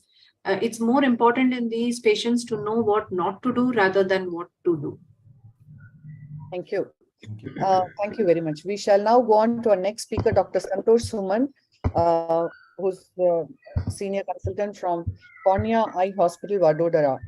And he's going to talk on ocular surface squamous neoplasia, tips to early diagnosis, classification, and investigative options.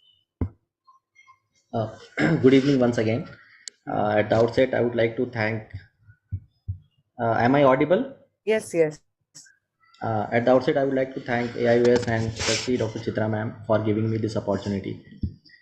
So, in the coming 7 minutes or so, I would like to include the salient features of my topic, which is early diagnosis, classification, and investigation of OSSN. So, ocular surface squamous neoplasia is the term used to describe neoplastic epithelial abnormalities of conjunctiva and cornea, ranging from squamous dysplasia to invasive squamous cell carcinoma. OSSN is essentially a clinical diagnosis. It usually presents as a limbal nodule in the interpalpebral zone with the classical features of surface keratinization, intrinsic vascularization, and feeder vessels.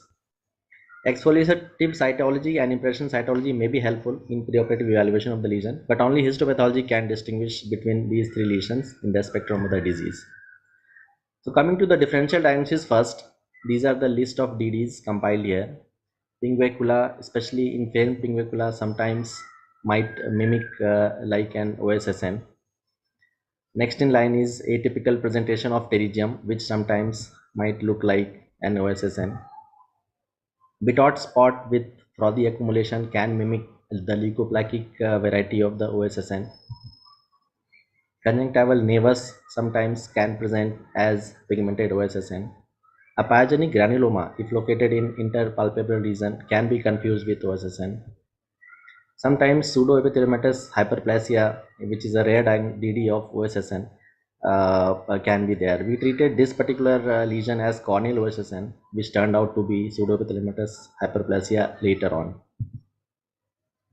And a simple abnormal tough vessel anywhere over interpalpebral area, especially at nasal or temporal limbus, could be confused as OSSN, or it could be a simple precursor of OSSN also. A rare diagnosis, migratory serpiginous epithelopathy, again is a rare DD of OSSN.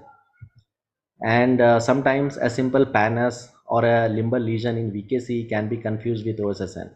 And other DDs like BSK, papilloma, etc. can be there. And while dealing with above mentioned cases, a high index of suspicion is required.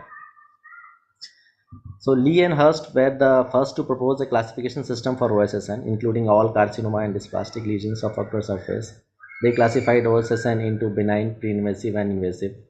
And Pizzarello and Jacobic first described the term CIN, that is similar to gynecologic tumor terminology of intraepithelial neoplasia. They subclassified CIN as mild, moderate, and severe. And among the invasive OSSN, squamous cell carcinoma describes the malignant lesion in which the dysplastic epithelial lesions have penetrated the basement membrane, which gains the metastatic potential. And the mucoepidermoid carcinoma represents a rare yet aggressive variant of squamous cell carcinoma. It is, however, clinically indistinguishable, but can only be differentiated on histopathology. Morphologically, OSSN has been classified into papillomatous, leukoplakic, and gelatinous variety. The papillomatous lesions are benign lesions, pink to cherry red.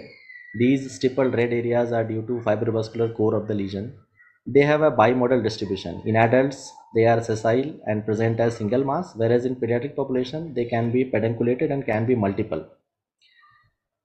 Leukoplakic ones are usually pre-invasive. They have surface hyperkeratinization, which gives it a whitish appearance. Gelatinous ones are circumscribed and have hairpin configuration of the conjunctival vessels. They are divided into nodular and diffuse types. Nodular type is located with localized with well-differentiated margins and spread to nearby lymph nodes. In contrast, the diffuse ones are less common and involves conjunctiva, which sometimes may be confused with a chronic conjunctivitis.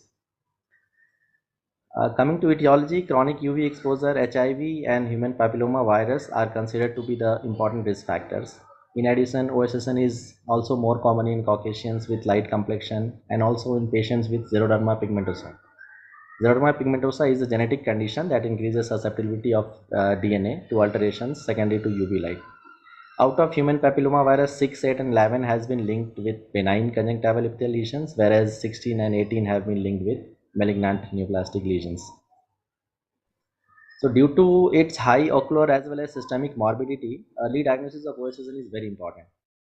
Clinically, OSSN has various presentations, but commonly it presents as sessile, fleshy, elevated lesions adjacent to limbus in interpalpebral region. Frank lesions usually don't pose any diagnostic dilemma, and clinical diagnosis itself is enough to start medical or surgical treatment. Whereas lesions with atypical presentation or an early lesion can have diagnostic dilemma. So here staining with vital stain is a great tool to have some idea about the nature of the lesion. Here is a case which looked like pterygium, but it was located at a temporal location. If at all one is going to operate such a case thinking it as pterygium and having only a suspicion of OSSN, what best can be done is to take extra 4 mm margin of clearance and should be, excision biopsy should be done. And also anti-segment OCT is a good tool to differentiate between OSSN and its mimic. It's also a must to get a systemic evaluation done for these patients whom we have a suspicion of OSSN. For example, this 24-year-old patient was diagnosed to have OSSN and was on topical mitomycin, but was never evaluated systemically. On hematological investigation, he was found to be seropositive, HIV positive. General examination of these patients, skin examination and palpation of nodes should not be missed. Hematological investigation, as I discussed, must include HIV. Anti-segment OCT is a useful tool to differentiate OSSN between other differentials, and the characteristic feature we all know that sudden transition from normal to abnormal epithelium, thickening and hyperreflectivity of the epithelium is there. Treatment of OSSN is not part of my presentation, but just wanted to highlight that surgery used to be the traditional treatment for primary OSSN, but now topical chemotherapy has been gaining popularity, and mitomycin and interferon alpha 2b are the main agents. Thank you, everyone. Thank you very much, Dr. Santosh. I thought, rather, Himanshu, and I feel that we would ask Dr. Shreyash also to present his talk and then take the questions together. Dr. Shreyash, are you there? Yeah, I'm here. So we have Dr. Shreyash Ramurthy coming on as the next speaker, who's a senior consultant cornea, cataract, and refractive services from the Eye Foundation Group of Hospitals, and he's going to be talking on case-based scenarios for different management options for ocular surface squamous neoplasia. On to you, Dr. Shreyash. Thank you so much, everyone. And it's nice to see everyone again very soon in the virtual platform after a very nice Caracon. And so Dr. Santosh has given a beautiful summary of OSSN management, diagnosis and differential diagnosis. So I will quickly run you all through basics of medical and surgical management. I will make it a short talk with 3 or 4 slides on medical management, and then 3 case scenarios where different things are discussed in various scenarios. So essentially, surgical is quite simple. Basically, you have to do a wide excision. Classically, the no-touch technique as described by Shields. And the whole idea is to give at least a 4 to 5 millimeter margin around the tumor, label it appropriately, and send it to the lab for a pathological examination to ensure that your margins are tumor-free. If it is much larger, there can be an associated limbal stem cell deficiency as well. And the studies have shown that combining with the limbal stem cell transplantation can be quite useful in restoring anatomy. Medical has definitely come a long way, and we can divide it into 3 ways. One, which is the primary treatment to reduce or treat the tumor itself, and then chemo reduction, wherein a tumor which is not where we can't get clear margins out of surgery, you could reduce the tumor with chemotherapy and or immunotherapy, and then subsequently go ahead with surgery, or after surgery to if there is the positive margins, or we are not sure if we have dissected it, removed it in its entirety, chemoprophylaxis can be given to reduce recurrence. In all ways, the medical treatment has been quite successful.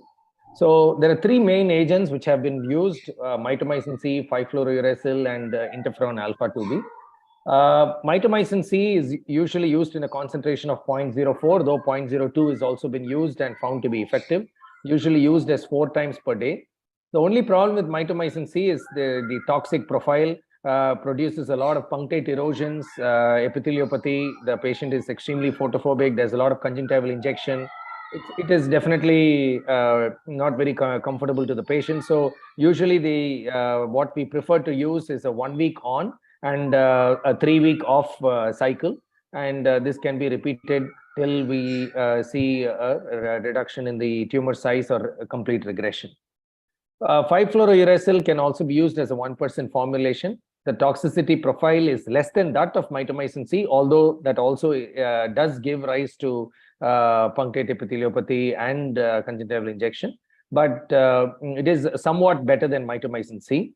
And both 5-fluorouracil and mitomycin C have been used both as primary therapy, but more so as adjuvants in the earlier studies. And when used as primary therapy, it does have a fair amount of recurrence rate once the agent is stopped, but as adjuvant has been found to be quite useful in published literature. Interferon alpha 2b has really changed the way we have approached medical management, and I think most of us have almost entirely shifted over to interferon. Fortunately, we have these biosimilars available in India, which are at a very, very competitive rate. And unlike in Western literature, where cost can be prohibitive for the use of interferon alpha 2b. So we use it either as topical or as perilesional interferon. Topical, we generally prefer a 1 million international unit per ml, 4 times per day. It's usually available as a 3 million international unit vial, which comes with a 1 ml, and that needs to be diluted to a 3 ml to attain this concentration of 1 million international units per ml. We use it 4 times per day till we see resolution, and when it is being used as primary therapy, that is, and it is continued for 1 to 3 months thereafter, after the resolution. Perilesional subconjunctival interferon can also be given. Varying dosages in different studies ranging from 3 to 9 million international units per ml has been used. We prefer usually the 3 million international units, and it is usually given as a weekly dosing and is found to be very, very effective. The only challenge with interferon is that it requires refrigeration. So your patient should have access to a refrigerator in their house when you're giving it to them, whereas mitomycin C and 5-FU, at least for a duration of 1 week where the dosing is there, it can be stored at room temperature, whereas this requires refrigeration. The other possible small challenge, though not 100% proven, is that it is possibly requires an effective immune system for interferon alpha 2b to act, and therefore could be less effective in some of the retropositive patients where OSSN is quite common. So now the efficacy of interferon 2b as primary therapy, varying studies have rated it between 70 to 95%, and this study, which has been quoted below, gave a success rate as high as 95% just as primary therapy. But even as an adjunct to surgical excision with positive margins, it has greatly reduced the recurrence rates and has been a real game changer in the management of OSSN.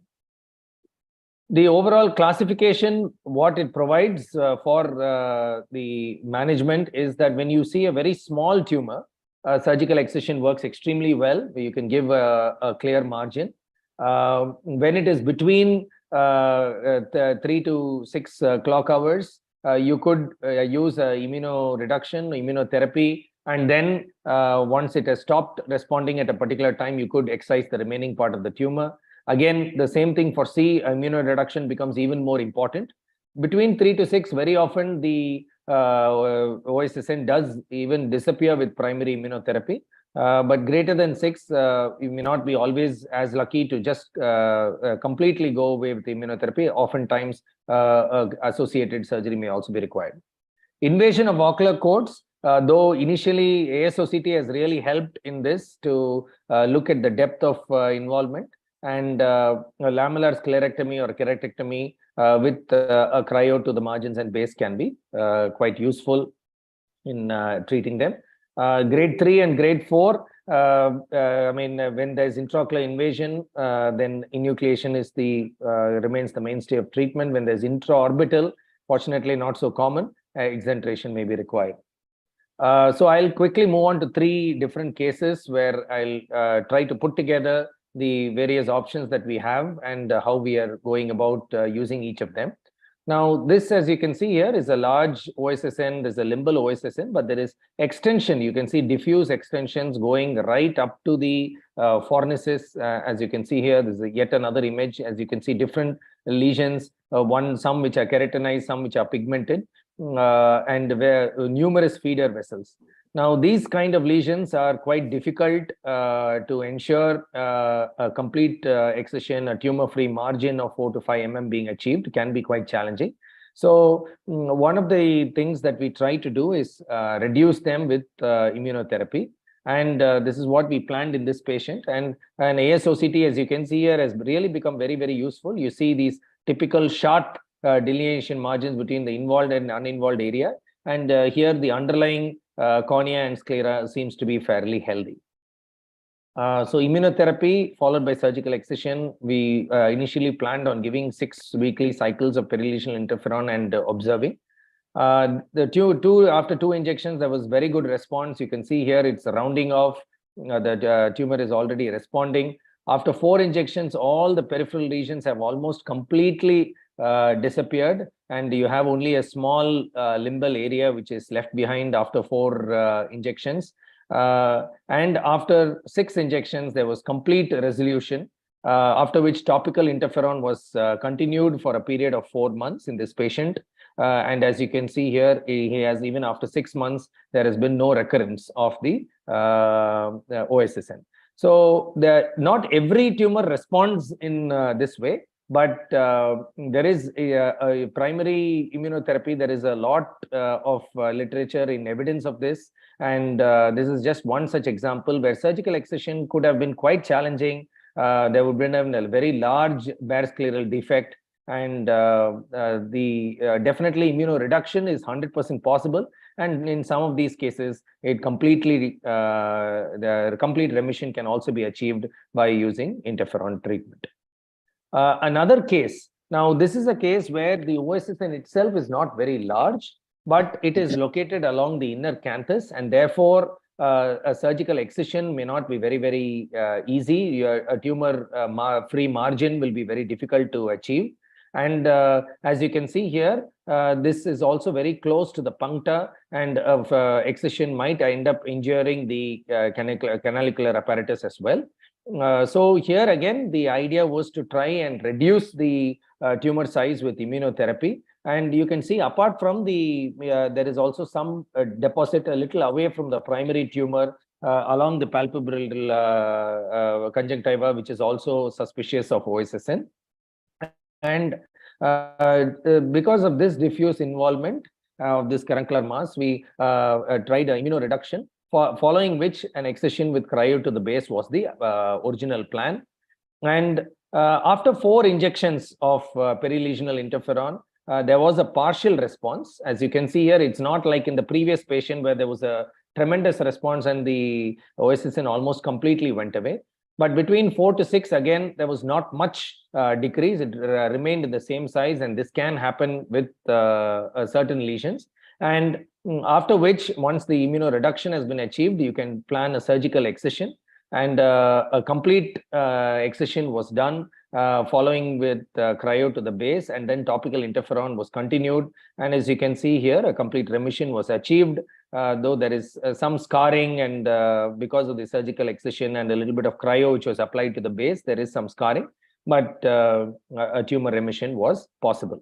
So a combination of surgical excision and immunotherapy may be required in certain cases, and where you are, it's difficult to achieve a perfectly clean base, a cryo can also be a useful adjunct.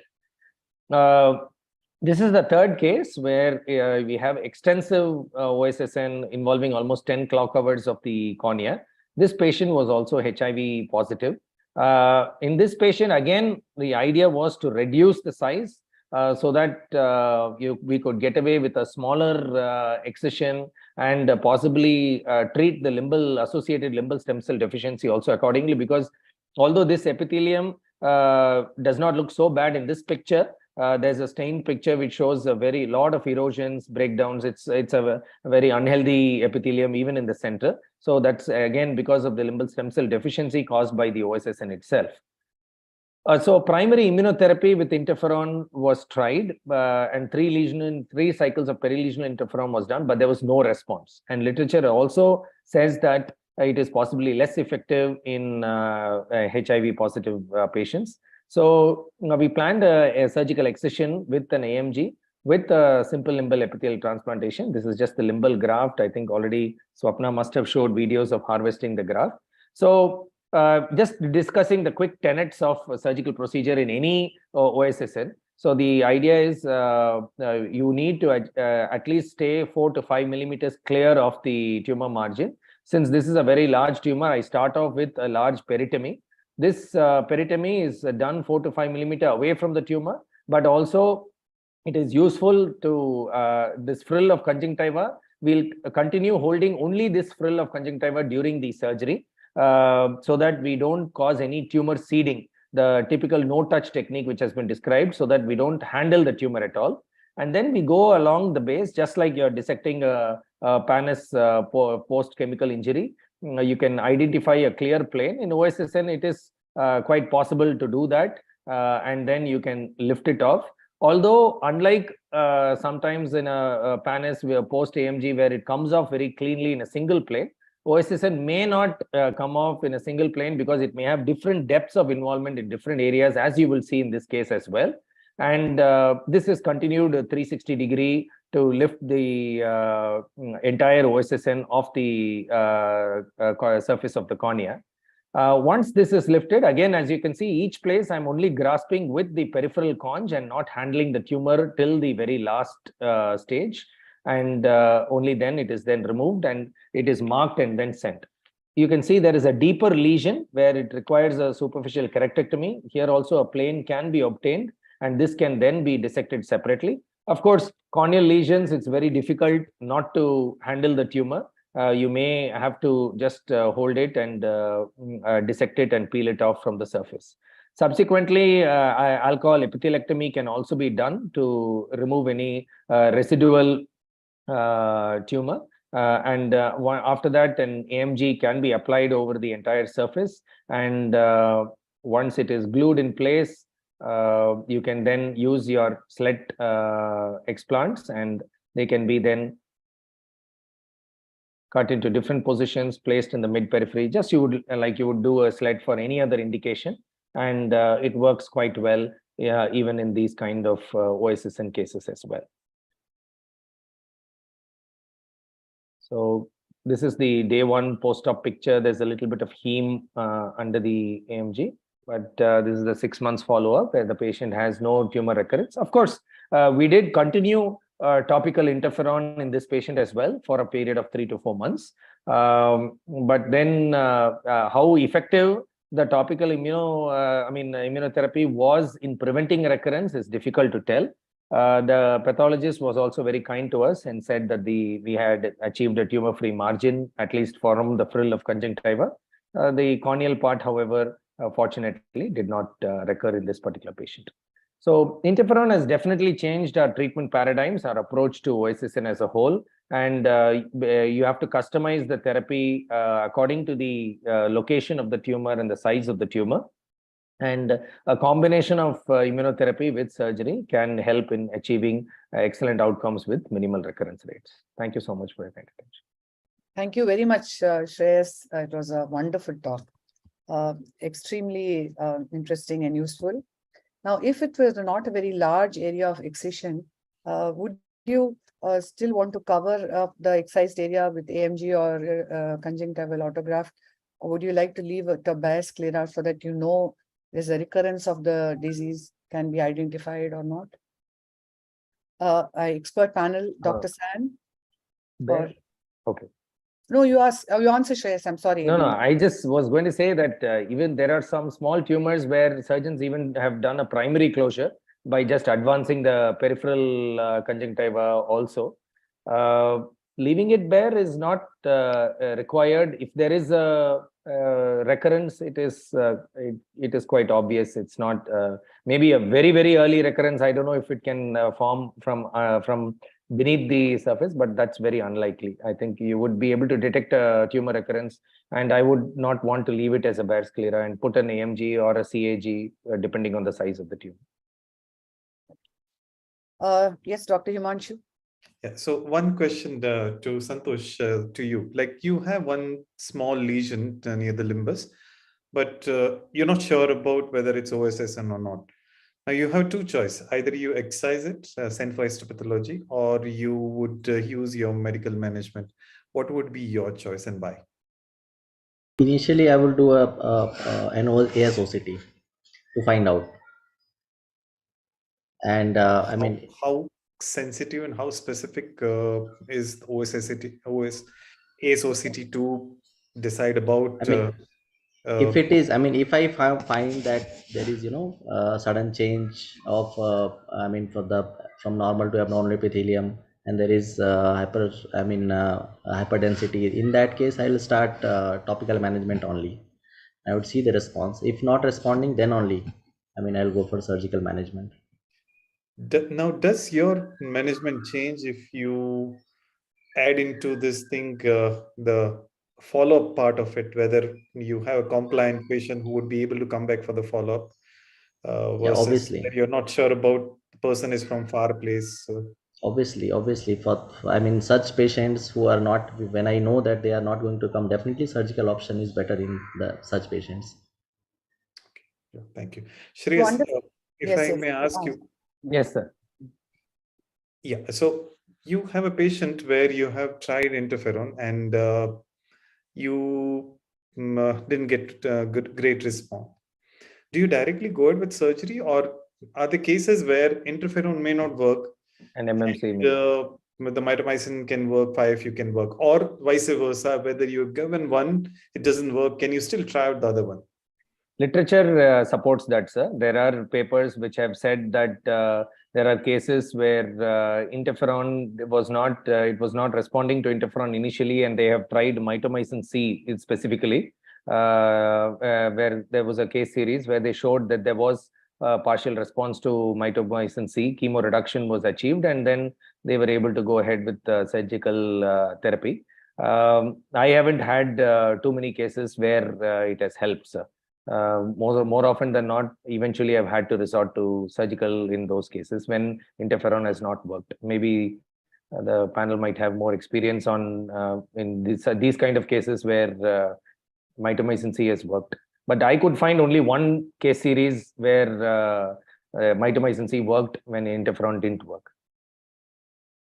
Anybody has anything? If I might just, if I might just add to this. I think we need to understand very clearly with respect to topical therapy as to where exactly is it that it works. So topical therapy works on the CIN component of the OSSN and not on the SCC component. So when we talk about chemo reduction, the chemotherapy actually helps to reduce the CIN component, and whatever is left back is in all probability the SCC, which needs to be surgically excised. To a large extent, among the various choices that we have with respect to chemotherapy, unfortunately, mitomycin C and 5-FU have been labeled as the so-called devil drops, and interferon has been called as the angel drop. My go-to medication, topical chemotherapy, has always been mitomycin C. It is not as devil as it is called out to be. The resolution with mitomycin C is usually much faster. Of course, we are a little concerned about the occurrence more of limbal stem cell deficiency after the long use of mitomycin C. But usually, in most of these cases, you will not need more than 3 cycles of mitomycin C to see a complete resolution, or a resolution to a stage where after which you might have to take up the patient for a surgical treatment. To answer your question, Himanshu, yes, you can switch over from one. That is how you're supposed to treat these patients. You are supposed to switch over from one chemotherapy to the other immuno or chemotherapy. If you have not done that, You also need to know how long you need to wait, because you can't just keep waiting indefinitely for a medication to work. So 6 to 8 weeks is the time period that you give to wait and watch whether your chemotherapy is working or not. And if it's absolutely showing no signs of change, then you're going to shift over from one drug to the other. Either ways, it can be from chemo to immuno or from immuno to chemotherapy. Before that, what you need to understand is you need to delineate the horizontal and the vertical extent of the lesion. There are certain situations where chemotherapy is contraindicated, and therefore you will not start off with chemotherapy, especially when you have a nodular SCC, when you have an invasion of the sclera, when you have a further invasion. Most importantly, when you are unsure of your diagnosis. When you're unsure of your diagnosis, you're not going to be wasting your time doing chemotherapy, because then you're going to waste time. Why I'm saying waste time is because sometimes you can have something like an amelanotic melanoma, where you might clinically think that this is a OSSN that you're dealing with. But then if you try to chemo reduce that lesion and you end up losing precious 2 months over there, then you need to understand that that's a situation that you don't want to be in. So there are very specific indications and contraindications for chemotherapy. A patient who's non-compliant, most importantly, it is also the patient's preference. You're supposed to say and inform the patient that both these options are there, and then the patient decides, except when you have a very large lesion where you want to chemo reduce the lesion. In a papilliform lesion like the one that you showed, Shreyas, actually mitomycin C generally tends to just dissolve the tumor. It just goes off completely, and you need to know when you need to stop. That is another important thing that you need to know, because disappearance of the lesion clinically on the slit lamp is not the endpoint. It is an ultra high resolution OCT, which if that shows no involvement, that is when you actually stop. And none of us have access to ultra high resolution OCT here. So you need to continue your interferon for 6 weeks beyond clinical resolution.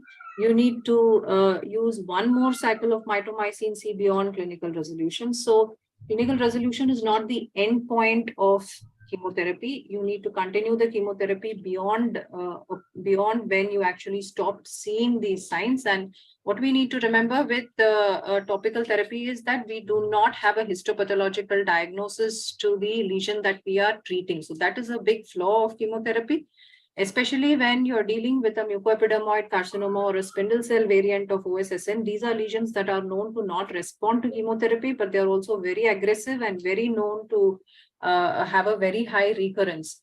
So it's important to know the theory and the practical aspects of both topical chemotherapy as well as surgical excision with respect to OSSN before you really decide that this is what I want to do or this is what I do not want to do. In patients of XP, you would want to chemoprophylaxis them with interferon long-term 2 times a day so that you don't end up having a recurrence in these eyes. So there are very clear areas of chemotherapy which are very clear, and there are some gray areas where you have to be sure when to stop and when to move on to the next treatment modality. Thank you. Thank you very much, Dr. Geeta. That was a very extensive explanation.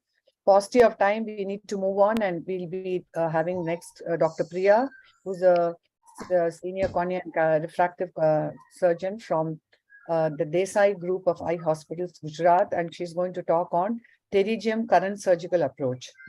On to you, Dr. Priya. Thank you, Chitra ma'am, and thank you, AIOS, for making me a part of this. I'll probably just take it from where Santosh and Shreyas have left. So pterygium is a common ocular surface lesion originating in the limbal conjunctiva within the palpebral fissure with progressive involvement of the cornea. And patients may present to you with redness, watering, photophobia, and blurring of vision. So many regimes have been tried to treat pterygiums medically to help it reducing the symptoms, but eventually surgical management is necessary, and it has evolved over the years because we've had techniques in which we've had very high recurrence rates and patients these days expecting much better cosmetic outcome. So the milestones in pterygium surgery originally was just to rip the pterygium off, is how the surgical management of pterygium started, and leaving the sclera bare, and it was noticed that the recurrence rate was at least between 30 to 80%, and adjuvants like mitomycin C we used to prevent recurrence, which was also followed by some amount of scleral thinning. And so we tried to look for better methods, tried doing conjunctival rotational flaps. But conjunctival autograft is, I think, the point or the turning point of pterygium surgery. And we are still probably just moving around conjunctival autograft techniques, trying to improvise it in different ways to give the patient a better cosmesis. So what is very important in a pterygium surgery is, are you sure you're dealing with a pterygium? The comparative cases that Santosh and Shreyas have shown, that there are so many times that cases can usually be misdiagnosed. A pterygium can be misdiagnosed for a pinguncula, a nodular episcleritis, a flicton, a limbal dermoid, a pseudopterygium. But one of the most common that I have probably come across is an OSSN. I once had a patient who came to me with an OSSN telling me that I had got my eye operated, and when I asked for the old papers, it was clearly mentioned diagnosis pterygium, advised pterygium surgery. So we really need to know that when you're looking at a pterygium, are you sure it is a pterygium or an OSSN? And if you're clinically not too sure, then I think OCT is clearly the helpful tool, because on the anterior segment OCT, if you look at the OSSN, what Shreyas had talked about earlier, there's a clear-cut demarcation which is not seen in pterygium. So this will probably help us diagnose whether we're dealing with a pterygium or we're dealing with an OSSN. The second thing is that if now you're sure that you're dealing with a pterygium, pterygiums are all of different sorts. You can have a vascular pterygium, you can have a recurrent pterygium, you can have an atrophic pterygium, you can have a bilateral pterygium. So is the surgical management or the methodology of removing pterygium going to be the same in all these cases? So what is important? Every pterygium is different, so surgical planning should be different for every case. A history is very important on whether the patient is taking any anticoagulation medicines, whether the patient is a glaucoma suspect. You definitely want that superior part of your conch to be left free if your patient is a glaucoma suspect. Is your pterygium a primary pterygium or a recurrent pterygium? Because you know when you're dissecting what you're going to find beneath your conjunctiva if it is a recurrent pterygium. There also have been studies where people have used brimonidine 0.15%, like 15 minutes prior to the surgery, so that they'll put 1 drop 15 minutes prior to the surgery, so that there's vasoconstriction and the amount of bleeding reduces. So in pterygium surgery, what are the two aspects that we're looking at? We're looking at excising the pterygium tissue and the ocular surface reconstruction. So we'll go one by one. First, I'll cover the excision part. Now, excision part, so there have been two approaches, and I remember from the time I was learning pterygium, I used to have two people teaching me pterygium, and one always used to excise from the head end of the pterygium and other from the limbal side, and I was always never too sure which was the right way to do. But then I realized eventually that you have to look at the pterygium. If the pterygium has very less involvement in the cornea and you think you can go from the head end and do a clear dissection, it's probably the right way to do it. I'll probably show a video after this, we will show this to you. And if you have a very vascular pterygium with huge amount of corneal involvement, you can probably just excise it from the limbal side and then gradually dissect. Method. Which are the two methods by which you can pull out or excise the pterygium tissue? One is undermining, either using your 15-number blade or your crescent, whichever instrument works best in your hands, or simply peeling it off. Subconjunctival removal of pterygium is very important, because the way of dissecting on the cornea is not going to be the same that you're going to be dissecting below the conjunctiva. It has to be a blunt procedure, and you have to lift and watch, because I have seen a lot of cases of scleral thinning, because sometimes you're not too sure when you've gone from one surface to the other, because there's a lot of bleeding, or the pterygium is very vascular and you end up causing a scleral thinning. A blunt dissection is the best thing to do.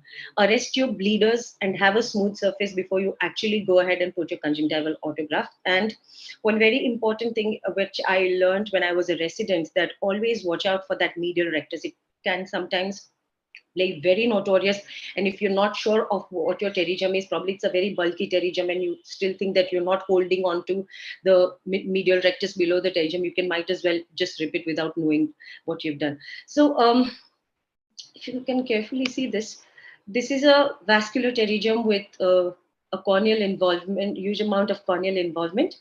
And what is seen here is the pterygium is held and it is excised from the limbal sides. So now what you have to deal with is this pterygium tissue over the corneal side, and then probably you go and dissect the rest of the tissue below the conjunctiva. So this is the limbal approach.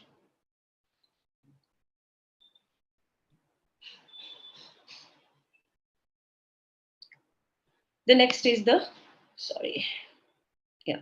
The next is going from the head end of the pterygium. Okay. So now trying to show you the different methods of removing the conjunctiva. This is the peeling technique. So in the peeling technique, what you basically need to do, what I'm doing here is I'm not doing any dissection. I am just trying to find a plane to hold the pterygium tissue from where I can do the peeling. So if once you find a clear plane, you just need to hold the pterygium tissue and peel.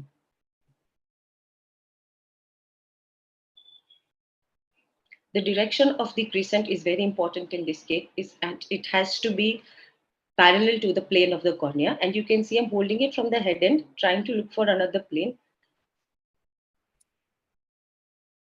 and just peeling it off circumferentially. There are possibilities that sometimes you don't get the whole of the pterygium tissue. You might have some tissue left behind, which you can probably dissect out or try to peel again.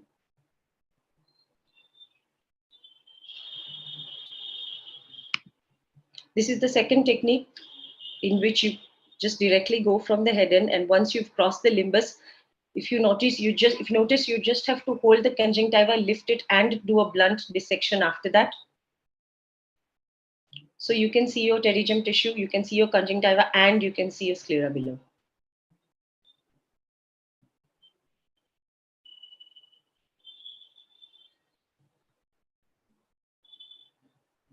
So there's usually a doubt whenever you're doing the pterygium of how much of tissue should I excise, should I keep on going deeper, because sometimes you will have a lot of pterygium tissue coming your way and you will be tempted to excise more. I think you should be undermining the conjunctiva superiorly and inferiorly to feel your free conjunctiva.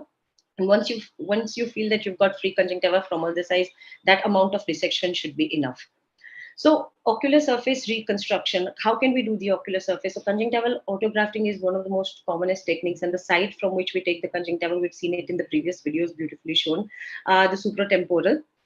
And you can either do a marking, but the best thing to do is look at your deficit, see how much of bare sclera you have, measured it with your caliper, measure the same, mark, don't mark, whatever it is, but make sure you take a little bit of probably a point size over graft, because sometimes there are tendencies of the conjunctival grafts to retract. Have minimum tenons. You can either suture your graft, you can either use fibrin glue. Always take an oversized graft if you're using a fibrin glue, because I've noticed that chances of retraction are very common if you're using fibrin glue. If you have access to no glue, no suture, you can, just probably what people do these days is make a thin film of blood and then probably put a graft over it. I'll just probably share this video. So the method of taking the subconjunctival tissues, these are two methods. What I'm doing here is I'm injecting xylocaine because the patient was having pain, and that I injected between the tenons and the conjunctiva, so that automatically separates the two. So the chances of having a tenons along with the conjunctiva are very less, and I'll probably just have a nice clean conjunctiva. I'll just run through this video because it's an unedited video. And what you can do is probably once you have your conjunctiva, place it over your cornea and try to see whether you're on the right side up. And how do you see? There are sometimes when you'll have your conjunctival autograft completely inverted, so you have to make sure that you see the right side up. For instance, if this is your graft, this is going to be the right side. In case if this is what the graft looks like, then you're probably on the wrong side. It turns towards the stroma. So make sure you position your graft before you actually go ahead and put the graft over the bare sclera. Okay, sorry, I'll just wind up.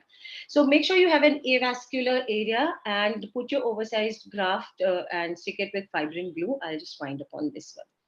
Okay, so these are some of the complications that you can see post pterygium. You can see scleral thinning, perforations, infections, and what has to be kept in mind always is that there should be no fixed surgical pattern for all the pterygiums, because they're all structurally different and it has to be treated as it is.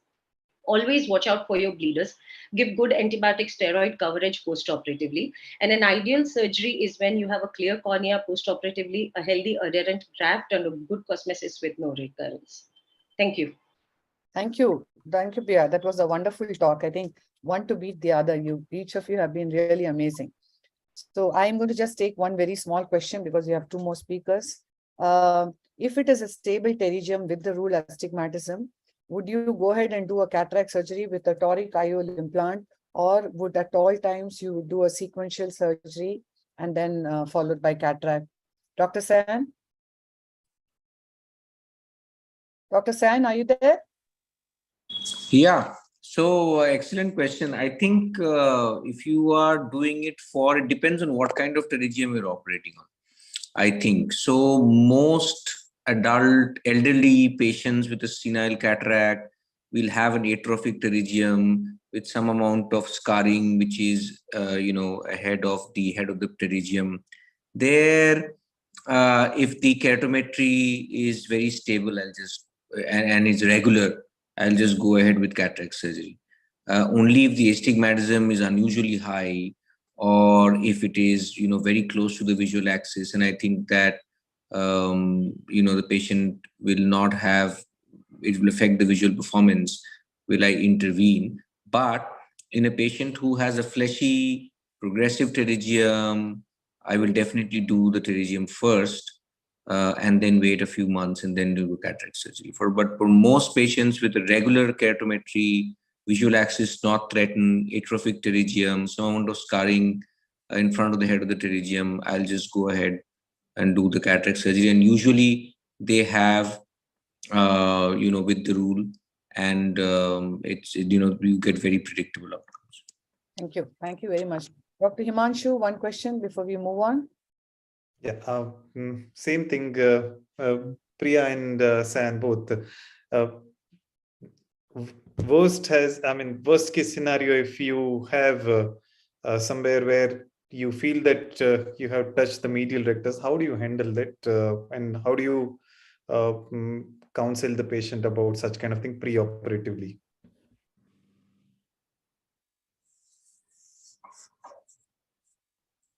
I think Priya is asking for Dr. San to answer. I mean, the medial rectus, I think in the primary pterygium, one of the things that really helps, and I would recommend this to everyone, is to do your pterygium surgeries under topical anesthesia. It is, if you're using preservative-free lignocaine, it is not a very challenging surgery to do. And the fact that the patient can move the eye, and you can ask the patient to adduct and abduct, your chances of touching the medial rectus is very, very low. Because if you're doing under topical and you touch the medial rectus, the patient will not let you do it. And also you can keep checking by asking the patient to move the eye if you've, by any chance, the rectus has been affected. So that way, I think it's one way to prevent that from happening. But I think the concern is greater when you are operating on a recurrent pterygium. Recurrent pterygium, definitely, because there's so much of fibrosis around the medial rectus capsule, it's so adherent, there is a good chance, and then it bleeds like anything, that you can actually detach, or while you're excising all that fibrotic tissue, you may damage the medial rectus. So I would always recommend in a recurrent pterygium to do it under peribulbar anesthesia, to pass a brittle suture, to hook it, to pass a brittle suture, so that you know where the muscle is and you can do a very clean dissection. It's also very important to do a clean dissection around the medial rectus insertion of the capsule in a recurrent pterygium.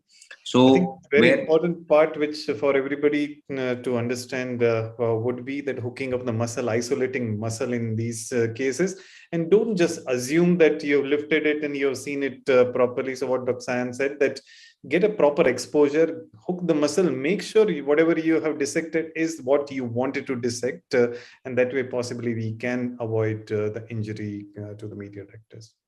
Thank you very much. Point. I mean, we have also wrapped amniotic around the medial rectus in these recurrent cases after you tag the muscle. So the best way that you can avoid damaging it is to tag the muscle. Yeah. So when in doubt, please make sure you hook the muscle, isolate the muscle, tag the muscle, and then only go ahead and cut it. Thank you. I don't know, just one question to the panel, that in case if you're in that kind of a situation where you think you have probably nicked part of the medial what do you do at that point in time? Now, this is a situation which probably a lot of people have faced and they're not too sure what to do right after that step. So what would you advise us to do? I think it's very unlikely that you'll cut off the entire belly of the muscle. You will realize as you're cutting through it that it will also start bleeding significantly. So if you've partly cut the muscle, then all you need to do is cauterize partly the bleeders, and then reattach the muscle to the same area where it was attached earlier, just like the way they do it for a squint surgery. So we have done surgeries where we have had to, detach the muscle insertion and then reattach it back with the way they do it for the squint surgery. Also in fibrous case, Priya, that when it's too much fibrous case, it doesn't behave like the medial rectus also doesn't behave like how we would have in primary. It does not retract back so far. You need not always even secure that and small nick there, as Geeta said. If you are able to stop the bleeding, and if you're able to make sure that you don't go further beyond what you have cut, it should not create a huge problem. In a primary case, especially if a student is operating in snaps of the medial rectus, it goes much beyond what you get in the really bad adherent case of recurrent pterygiums. And those cases ultimately have to be handled with the squint surgeons. I think their fiddling around on table would not be the best idea. Yes. It's important that you know how the muscle fibers look, the shiny and the belly of the muscle. So you're seeing that you don't cut it off. And small part you have, it's okay. Don't worry. It's fine. We shall now go on to our next speaker, Dr. Anahita Kate, who's a consultant ophthalmologist, cornea, anterior segment, cataract, and refractive surgery from LVPI Vijayawada. And she is going to talk on vernal keratoconjunctivitis, options for reducing patient morbidity. On to you, Dr. Anahita. Yes, unmute yourself and. Good evening, everyone. Are my slides visible? Yes. Okay. So at the outset, I would like to thank Dr. Chitra and the organizing committee for providing me this opportunity to present here today. So I'll be talking on options for reducing patient morbidity in ocular allergy, and my talk will be divided in 3 segments. I'll first be discussing what are the causes for morbidity in ocular allergy, how to reduce the morbidity due to the disease per se, and then I'll be adding a short note on the complication-induced morbidity. So this was an electronic medical record-driven big data report where they studied patients less than 21 years age, and they had around 2.5 lakh patients, and nearly 10% of these patients had ocular allergy in one form or the other, and that's a huge number. And a majority of these patients fell between the age group of 3 to 11 years. And they also collated the major causes of visual morbidity in this population, and these are the top 6 causes for the same. So also because the patient demographic is very young, they have to live with the consequences of these complications for several decades, and this significantly impacts the quality of their life. So the best way to reduce the visual morbidity in ocular allergy is to prevent the complications, and in the cases where that is not possible, to identify them early and treat them appropriately. So first, let us see how to reduce the disease-induced morbidity. Now, ocular allergy can present to us in different ways, but the diagnosis is often very straightforward, and there is no doubt what the underlying disease is. And there are several treatment options available out there for the management of this entity. However, despite this combination, like we just saw, a significant proportion of patients do develop complications, and this primarily happens because of 2 reasons. The first is that the patients are not categorized into the correct classification, as a result of which they are not treated adequately and the ocular allergy is not controlled. So it is very important to classify them both based on the periodicity and the severity of the disease. Now, the disease is considered to be intermittent if the patient has at least 2 to 3 months of period where the patient does not require any pharmacotherapy and the patient does not have any signs and symptoms of ocular allergy. And if this is not there, then the patient is said to have a chronic disease. Now, if the patient comes to us for the first time, it may be difficult to ascertain whether the patient has an intermittent or chronic disease. And in that case, going back to the history, asking the use of prior medication, the response to it can help us decide which category the patient falls into. Another clue that will tell us that the patient does have a chronic disease is the presence of pigmentation like this, which indicates that the disease is in fact chronic.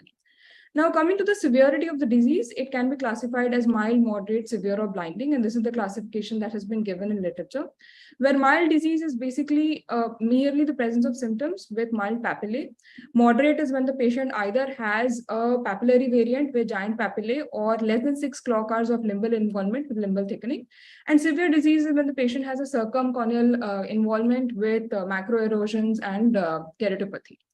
So the second important reason why the disease has morbidity is because the patients are not adequately counseled.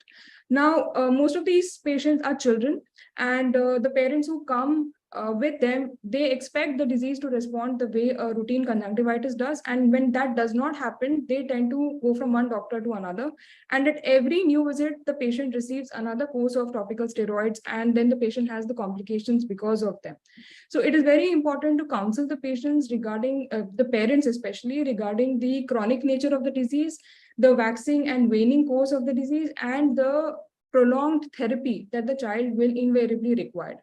The other important point which cannot be overemphasized in a patient with ocular allergy is to avoid eye rubbing, because if the child continues to rub their eyes, even in the presence of adequate pharmacotherapy, the disease will continue to progress. So it is very important to educate the parents and the patients regarding these two aspects. Now, coming to the medical therapy, I'll be focusing on chronic ocular allergy. So the mainstay of therapy over here is with topical steroids, antihistaminics, and mast cell stabilizers. These are the most commonly used antihistaminics and mast cell stabilizers. Antihistaminics are very quick to act, but they have a very short duration of action, whereas mast cell stabilizers take a minimum of 4 to 6 weeks for their effect to set in, and they have a very good control over allergy. The last 4 medications, these are those that have a combined action. Topical steroids, soft steroids such as fluoromethalone and loteprednol are preferred in an acute episode, and they're given over a tapering course. Now, because the patient has a chronic disease, it is also very important to concurrently start the patient on a maintenance therapy, which is most commonly done with topical calcineurin inhibitors such as cyclosporin and tacrolimus. Again, these medications take time for their efficacy to set in, and that is why it is very important that they're given in conjunction with topical steroids in the acute phase. So this is a patient who has moderate limbal VKC with limbal thickening, and this patient was started on loteprednol along with topical tacrolimus nighttime dose, and this is the response of the patient 3 months down the line, and the patient was kept on a maintenance dose of topical tacrolimus. Now, coming to severe or blinding disease, in the acute phase, the topical therapy is very similar to that of moderate ocular allergy. However, in addition to this, the patient is also given systemic immunosuppression. The most common medications that are used are oral steroids, cyclosporin, and use of omalizumab has also been described. So if the patient is less than 12 years of age, prednisolone in isolation is given, and it is tapered slowly over 6 to 12 months. And if the child is more than 12 years, either prednisolone or cyclosporin can be given. So this is a patient who had severe papillary ocular allergy, and with the use of oral steroids and cyclosporin, this is the very dramatic response was noted over a period of 3 to 4 months. And a very similar response has also been reported in literature with good outcomes of both shield ulcer and papillary ocular allergy. Now, coming to complication-induced morbidity, the most common sequelae that I mentioned earlier include shield ulcers, limbal stem cell deficiency, keratoconus, glaucoma, and cataract. So shield ulcer occurs because of the mechanical trauma and the inflammation, and is most commonly seen in the superior part of the cornea in patients who also have papillary ocular allergy. It can either just present as a superior corneal epitheliopathy, or in very advanced cases, the patient can also have a shield ulcer. So here the management has two approaches, is two-pronged. One is to manage the shield ulcer either with topical therapy alone, or in advanced cases with an amniotic membrane graft. And for the papillary ocular allergy, the patient will usually require supratarsal steroids. These are the medications that have been commonly used in literature, and there is a good outcome that is seen with them. However, it is important to understand that the disease can recur to the same severity that you started out with within 6 months if the dose is not repeated. So other options which are more permanent for patients who have significant papillary VKC with corneal epitheliopathy include cryotherapy, shave excision with or without mucous membrane or amniotic membrane grafting. So limbal stem cell deficiency is a sequelae that occurs in patients who have the limbal variant of ocular allergy. And in milder cases where there is a central island of clear cornea, the patients can be managed with Prose lenses and they have very good outcomes. As the disease advances and the patient has a complete pannus, these patients are managed with AIOS. And like it was discussed in the previous talks, AIOS has a good outcome in patients of ocular allergy, predominantly because they have a wet ocular surface and the adnexal involvement is very minimal in these patients. Keratoconus is yet another common pathology that is seen in patients who have VKC, and these patients usually present with advanced cones and very thin pachymetry. So in these patients, the management is based on what is the age at presentation, what is the pachymetry at presentation. So younger patients who have a thinner pachymetry, these patients, the threshold for cross-linking should be lower. After the control of allergy, they should be taken up for cross-linking. And another important pearl in the management of these cases is that when repeat scans are being taken to assess whether the patient has progression or not, it is very important to assess whether the patient has a good, healthy ocular surface before deeming that the patient has progression. Cataract and glaucoma usually occur because of the long-term use of topical steroids in these patients. And usually the problem in this is that many times that it is missed. Usually the assessment of the lens, intraocular pressure, and the disc is done at the first visit. But at the subsequent visit, the focus is on the allergy and this may get missed. So it is very important to remember that this population is very susceptible to these entities. Cataract, the management is very similar to a routine cataract. Glaucoma can be challenging because it is very difficult to take these patients off topical steroids, and here the emphasis on topical and systemic immunosuppressants is even more than routine cases. And amongst the anti-glaucoma medications, it is the aquasuppressants that do the best when compared to other medications such as PG analogs. So timolol and dorzolamide are probably the first choice in the line of management for these patients. So to conclude, patient counseling is very important in cases of ocular allergy. The parents have to be counseled regarding the chronic nature of the disease and the importance of eye rubbing. Maintenance therapy in patients who have chronic disease is absolutely essential. This can be done. Most commonly, it is done with topical immunosuppression with cyclosporin inhibitors, of which tacrolimus again is more common. Systemic therapy is reserved for severe cases where the disease is refractory to conventional therapy. Again, oral steroids and cyclosporin are the drugs of choice over here. And all these patients must undergo regular monitoring of the intraocular pressure, the ectasia, and the cataract at regular intervals because these patients are susceptible. Thank you, everyone, for your patient listening. Thank you. Thank you, Dr. Anahita. Wonderful talk. Truly amazing talks, one after the other. I'm going to just ask one small question. We have to go on to a last speaker after Himanshu. Role of MMG in chronic giant papillae which is causing persistent epithelial erosions. Dr. Geeta? Yes, I think that's something that we have described and discussed when you have giant papillae which are rubbing on the cornea, which does not respond to your systemic steroids. You can attempt supratarsal subconjunctival, supratarsal steroid, you can do cryo, but then sometimes you have situations where all this still does not cause the papilla to resolve.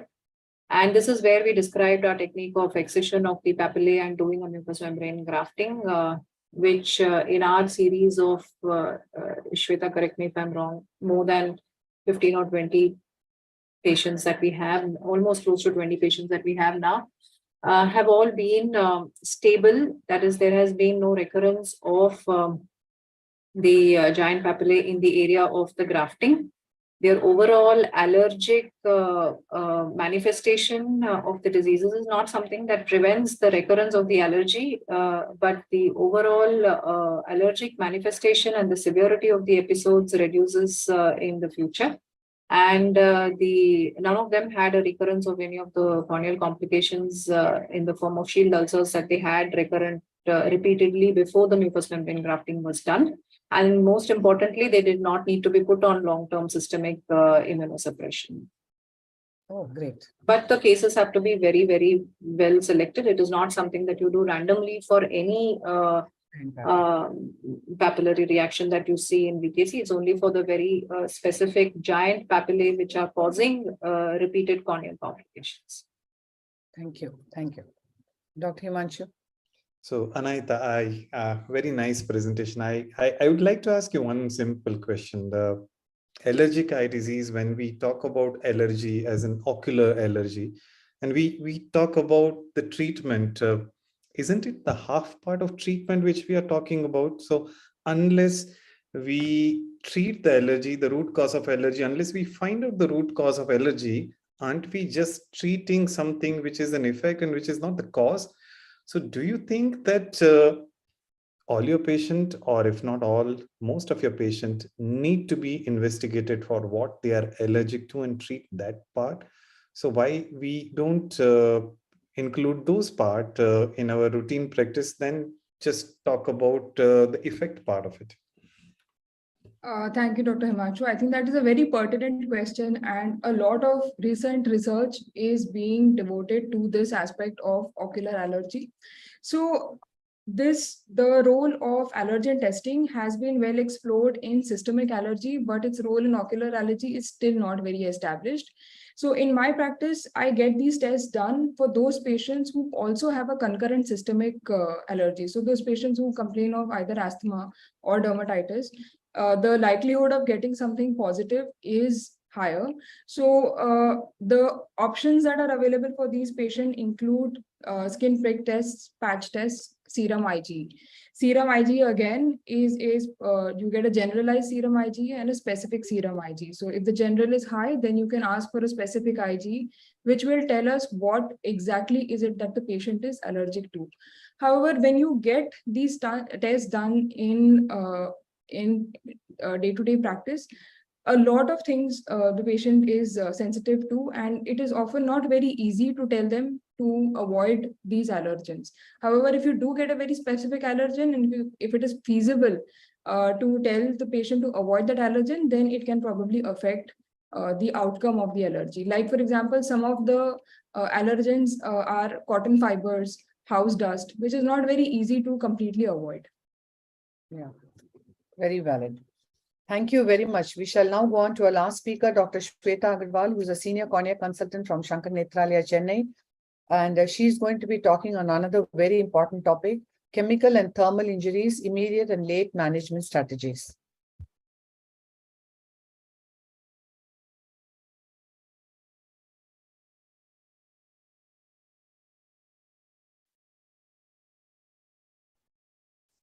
A very good evening. I will jump directly to the presentation because I know I am between everybody and their dinner. So we'll be dealing about the immediate and the late management strategies of chemical and thermal injuries, where we all know that this is a true ophthalmic emergency that we are dealing with. They are potentially devastating and can affect any age group, primarily the young adults. Well, as far as the pathophysiology is concerned, acids usually cause a coagulative necrosis, and this coagulum acts as a barrier, preventing the further penetration. The alkalis, on the other hand, cause a saponification of the fatty acids and thereby causing a rapid penetration. In general, the alkalis tend to penetrate more effectively than the acids. Sorry. When we talk about the stages, we are dealing with something that is acute and chronic. Acute is usually when you have an epithelial defect, the eye is inflamed, and it is within 2 weeks to 1 month of the onset of injury. Chronic is now the eye has become quiet, the surface is epithelialized, and it is usually beyond 1 month of the onset. Somewhere between these two, we have what we call as a semi-acute, where the chronic has not yet come. There is still a persistent inflammation, and there is a persistent epithelial defect. Well, the primary goals in the management of these eyes are to get rid of any residual chemical that is there in the eye, to regain or retain the function of the limbal stem cells, maintain a relatively clear cornea, try and prevent symblepharon, and prevent sight-threatening complications, basically, primarily to achieve a quick epithelialization. So at presentation, when a patient presents to you with a chemical injury, the first thing on a cursory torchlight examination, just to see if the globe is intact, take a pH strip, check the check the pH using a litmus paper in the inferior fornix, and start the wash even before the vision check is done. Now, again, it is the prompt irrigation which is more important than the choice of irrigation. You can use even a tap water to wash the eye. Once the irrigation is done, make sure that the pH is checked after 5 minutes to make sure that all the chemical is washed from the eye. Then go ahead with the vision check, followed by a detailed slit lamp evaluation, fluorescein staining to assess the extent of epithelial defect, that is your cornea, conjunctival staining, including the tarsal surface, and a detailed meticulous documentation. Also look at the corneal status, if there is a corneal edema, any stromal thinning, limbal staining, ischemia, and intraocular pressure by checking the finger tension. Also look at the lid injuries, whether there is lid closure is complete or not, if there is any exposure, any other life-threatening injuries that we are dealing with, and a medical legal consent is usually required, especially in cases of vitreal arch. Well, as far as the medical management is concerned, in addition to your broad spectrum antibiotics and cycloplegics and lubrication, the most important thing that we need to monitor in these patients in the acute stage is the intraocular pressure. Sometimes they might have high intraocular pressure, for which we would have to start them on anti-glaucoma medications, even oral Diamox. Sometimes they also might present with a low intraocular pressure and would require systemic steroids. One of the most important arms of treatment in the acute phase is use of topical steroids. This facilitates epithelialization by controlling inflammation and therefore plays a specific role in managing these acute cases of chemical injury. Now, after a thorough wash, if you still have the offending agent left behind, go ahead and remove it, especially the lime particles. The smaller ones can be dealt with by using an EDTA solution. However, the larger chunks will require a surgical removal, as was done in these cases. Now, if the defect is a little larger and does not heal by the medical treatment that we have provided, go ahead using doing an amniotic membrane transplant. Always remember that we might have to repeat the amniotic membrane if the defect is a little larger.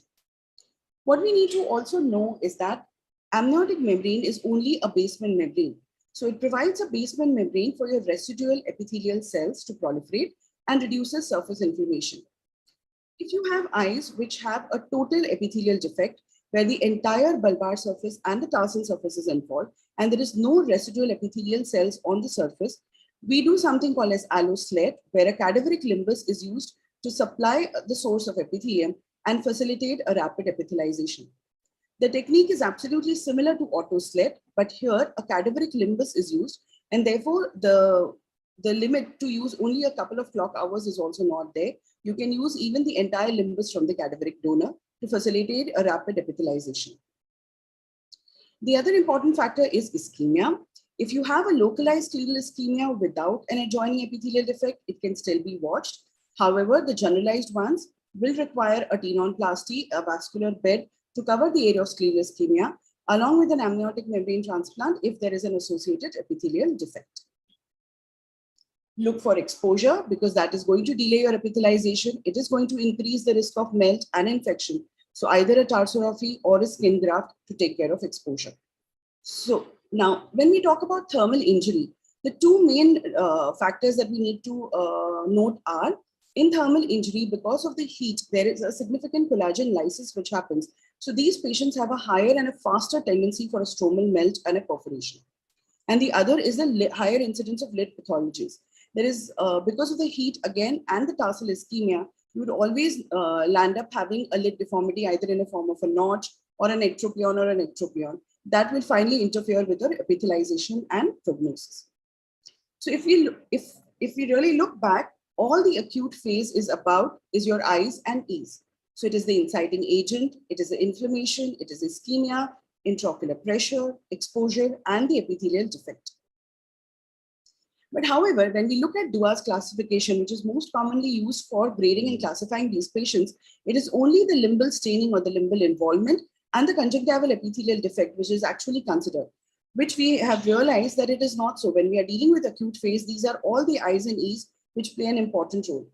Now, if we look at these three cases, all these three fall into the grade 6 of Dua's classification.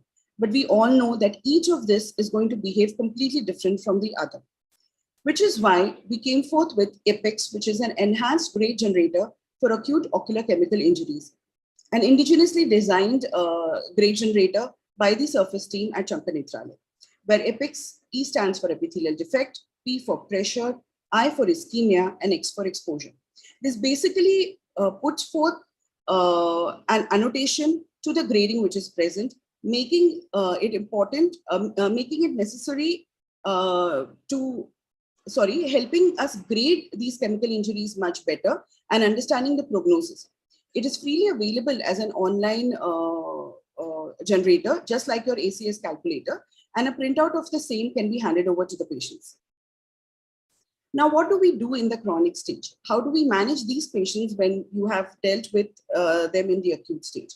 Well, the management again depends upon the status of the eyelids, the grading of symblepharon, the extent of limbal stem cell deficiency, the corneal status, whether there is any thinning or scarring, whether the intraocular pressure is controlled or not, the B scan, amblyopia, and most importantly, whether the lesion is unilateral or bilateral. Now, when we talk about visual rehabilitation in the chronic stage, it is a staged approach.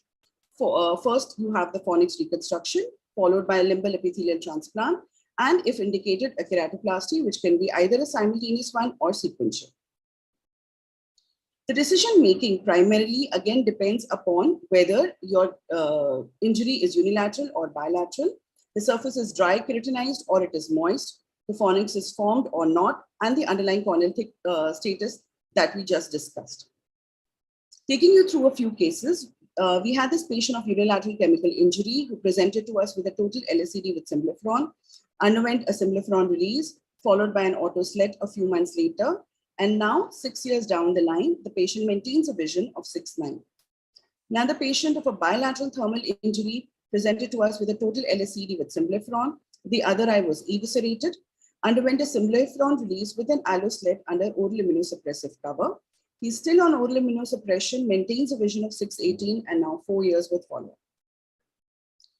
All again, based upon the ocular status, the lid, the Schirmers of the eye, the wetting of the eye, the functions of the lid, presence or absence of phonix, you can decide about the type of keratoprosthesis, whether a type 1 or a type 2. So there are multiple options for keratoprosthesis. What we need to do is choose the right K-Pro for the right patient. To conclude, a timely and tailored management of chemical injury in the acute and chronic stage can indeed transform lives. My acknowledgement to the entire team, the anesthetists, the vitreoretinal people, our K-Pro mentors, our cornea fellows, and a big thank you to all of you all for a patient listening. Thank you. Wonderful talk, Dr. Shweta. Very nice. Dr. Himanshu? I think Shweta has covered everything. So Shweta, when you have acute chemical injury, do you decide about your treatment protocol on the day 0 when you see the patient first time? Or do you wait for your response and then curtail your treatment based on how you are seeing patient in the follow-up? So does your treatment plan change with the days, or how does it go in your practice? So that's really a very interesting question, Dr. Himanshu. Well, it all depends upon the severity of the injury with which the patient has presented. If it is a small, if it's a mild grade injury where you just have a corneal or a small conjunctival defect involved, we will probably start with the medical management and try and see if the defect is healing, not healing. If the response is good, that's it. You don't need anything else. But if the patient presents to you with a grade 5 or grade 6 chemical injury where there is a total loss of the epithelium, you know that only a medical management is not going to suffice. So you will take up the patient for surgery. Now, sometimes in the acute stage when a patient presents, it's mostly only a blanching of the vessels and there is no frank scleral ischemia that you are seeing. So in such cases, again, you can start the medical management, keep a very close watch on these patients and see how they are responding and then take a call. It also depends upon the time since the injury that the patient has presented to you with. So if the patient has presented to you within few hours of injury, vis-a-vis the patient has presented to you with, has been somewhere else on treatment for a month and then come to you. So again, your management will change. So it basically depends upon the time of presentation, the grade of injury that the patient has come with, and the laterality of the injury that your management will depend upon. Shweta, do you have any preference on your irrigating solution, or that doesn't matter to you? So as we said, a prompt irrigation is more important. Usually what we have right now in our emergency clinic is the 0.9% saline. But if, cost is also an issue, which is a major factor that we need If we remove the cost part, what would you like to have there? You would definitely prefer to have buffered solutions, but availability and the other factors come into play. But yes, of course, if you have an option, you definitely prefer buffered solutions. How does the prognosis differ between chemical and thermal injuries? So thermal injuries have a higher tendency and a very faster tendency of melting. So if you have a patient who has a chemical injury with a 20% stromal thinning, vis-a-vis a thermal patient who has a stromal thinning of 20%, the possibility of the thermal patient melting in the next 2 days is much more as compared to a chemical injury patient. So that is something that we really need to look at. And the second is the lid pathology. The very high incidence of lid notching or losing the lid or an entropy or a lid irregularity is very high in thermal injury. So these are patients who are difficult to visually rehabilitate as compared to chemical injuries. So basically, thermal injury. Sorry. Yeah, go ahead, please. I know Dr. Geeta wanted to add something to it. Yeah, no, I was thinking basically thermal injury depends upon the agent which has caused the thermal injury, because the temperature of the thing which has caused the injury would decide how the thermal injury is going to behave. It's very easy for us to say that how long it was there inside. It's not about how long there it was inside the conjunctiva cul-de-sac, but what was the temperature, because at one point of time it has to come to a surface temperature. Both of them have to be equal. And when a metal which is at very high temperature in thousands, and when that has to come to the level, it's going to take much longer time, and the trauma has to be much deeper. The collagen shrinking would be much more there on both the side, whether it's scleral side or the lid side. And hence, such kind of cases, they do not do well unless you take care of that ischemia part and possibly take care of the vascularization, which would be devoid in that region. But at the same time, when we are talking about such cases as Shweta was saying, that the lid abnormalities, if we do not take care and if we just get stuck on the ocular surface part, possibly many of them can have exposure related issue, and which itself would lead to the melting later on. So Chitra, you're right, thermal and chemical injuries do not always behave similarly. Well, in fact, Dr. Himanshu, that's a very, very valid point, because, especially in your molten metal injuries, if there is a small particle of that molten metal which is got and stuck in deep inside your fornix and it's not taken care of, that area just melts and perforates before the patient even comes to you. Right. Thank you. I think it's 9 and we wanted to end it at 8:30. But I think the best gift I got today was to hear all your wonderful talks.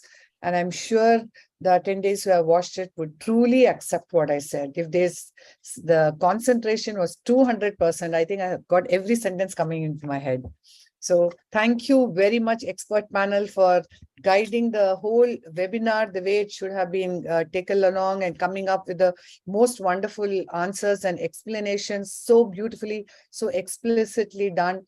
And thank you all, each and every speaker. I can't say which speaker spoke better than the other, because each topic could not have been dealt better than what it was dealt.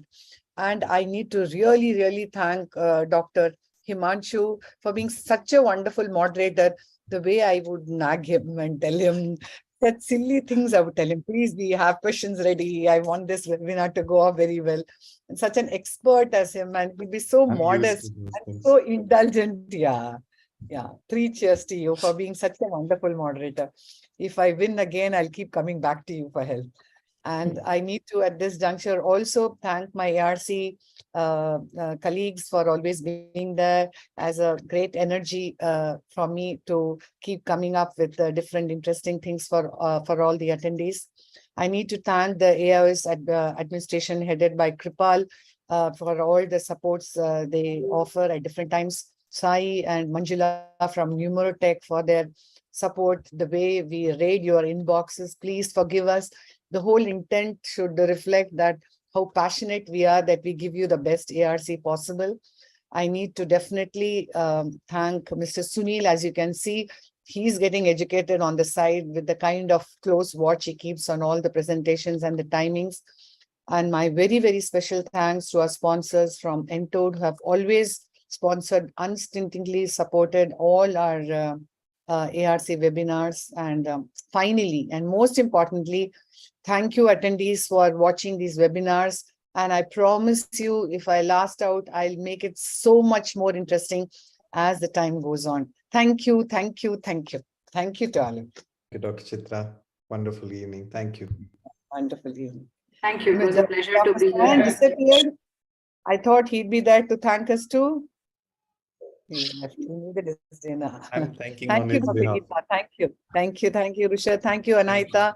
Thank you, Dr. Shweta. Thank you, everybody.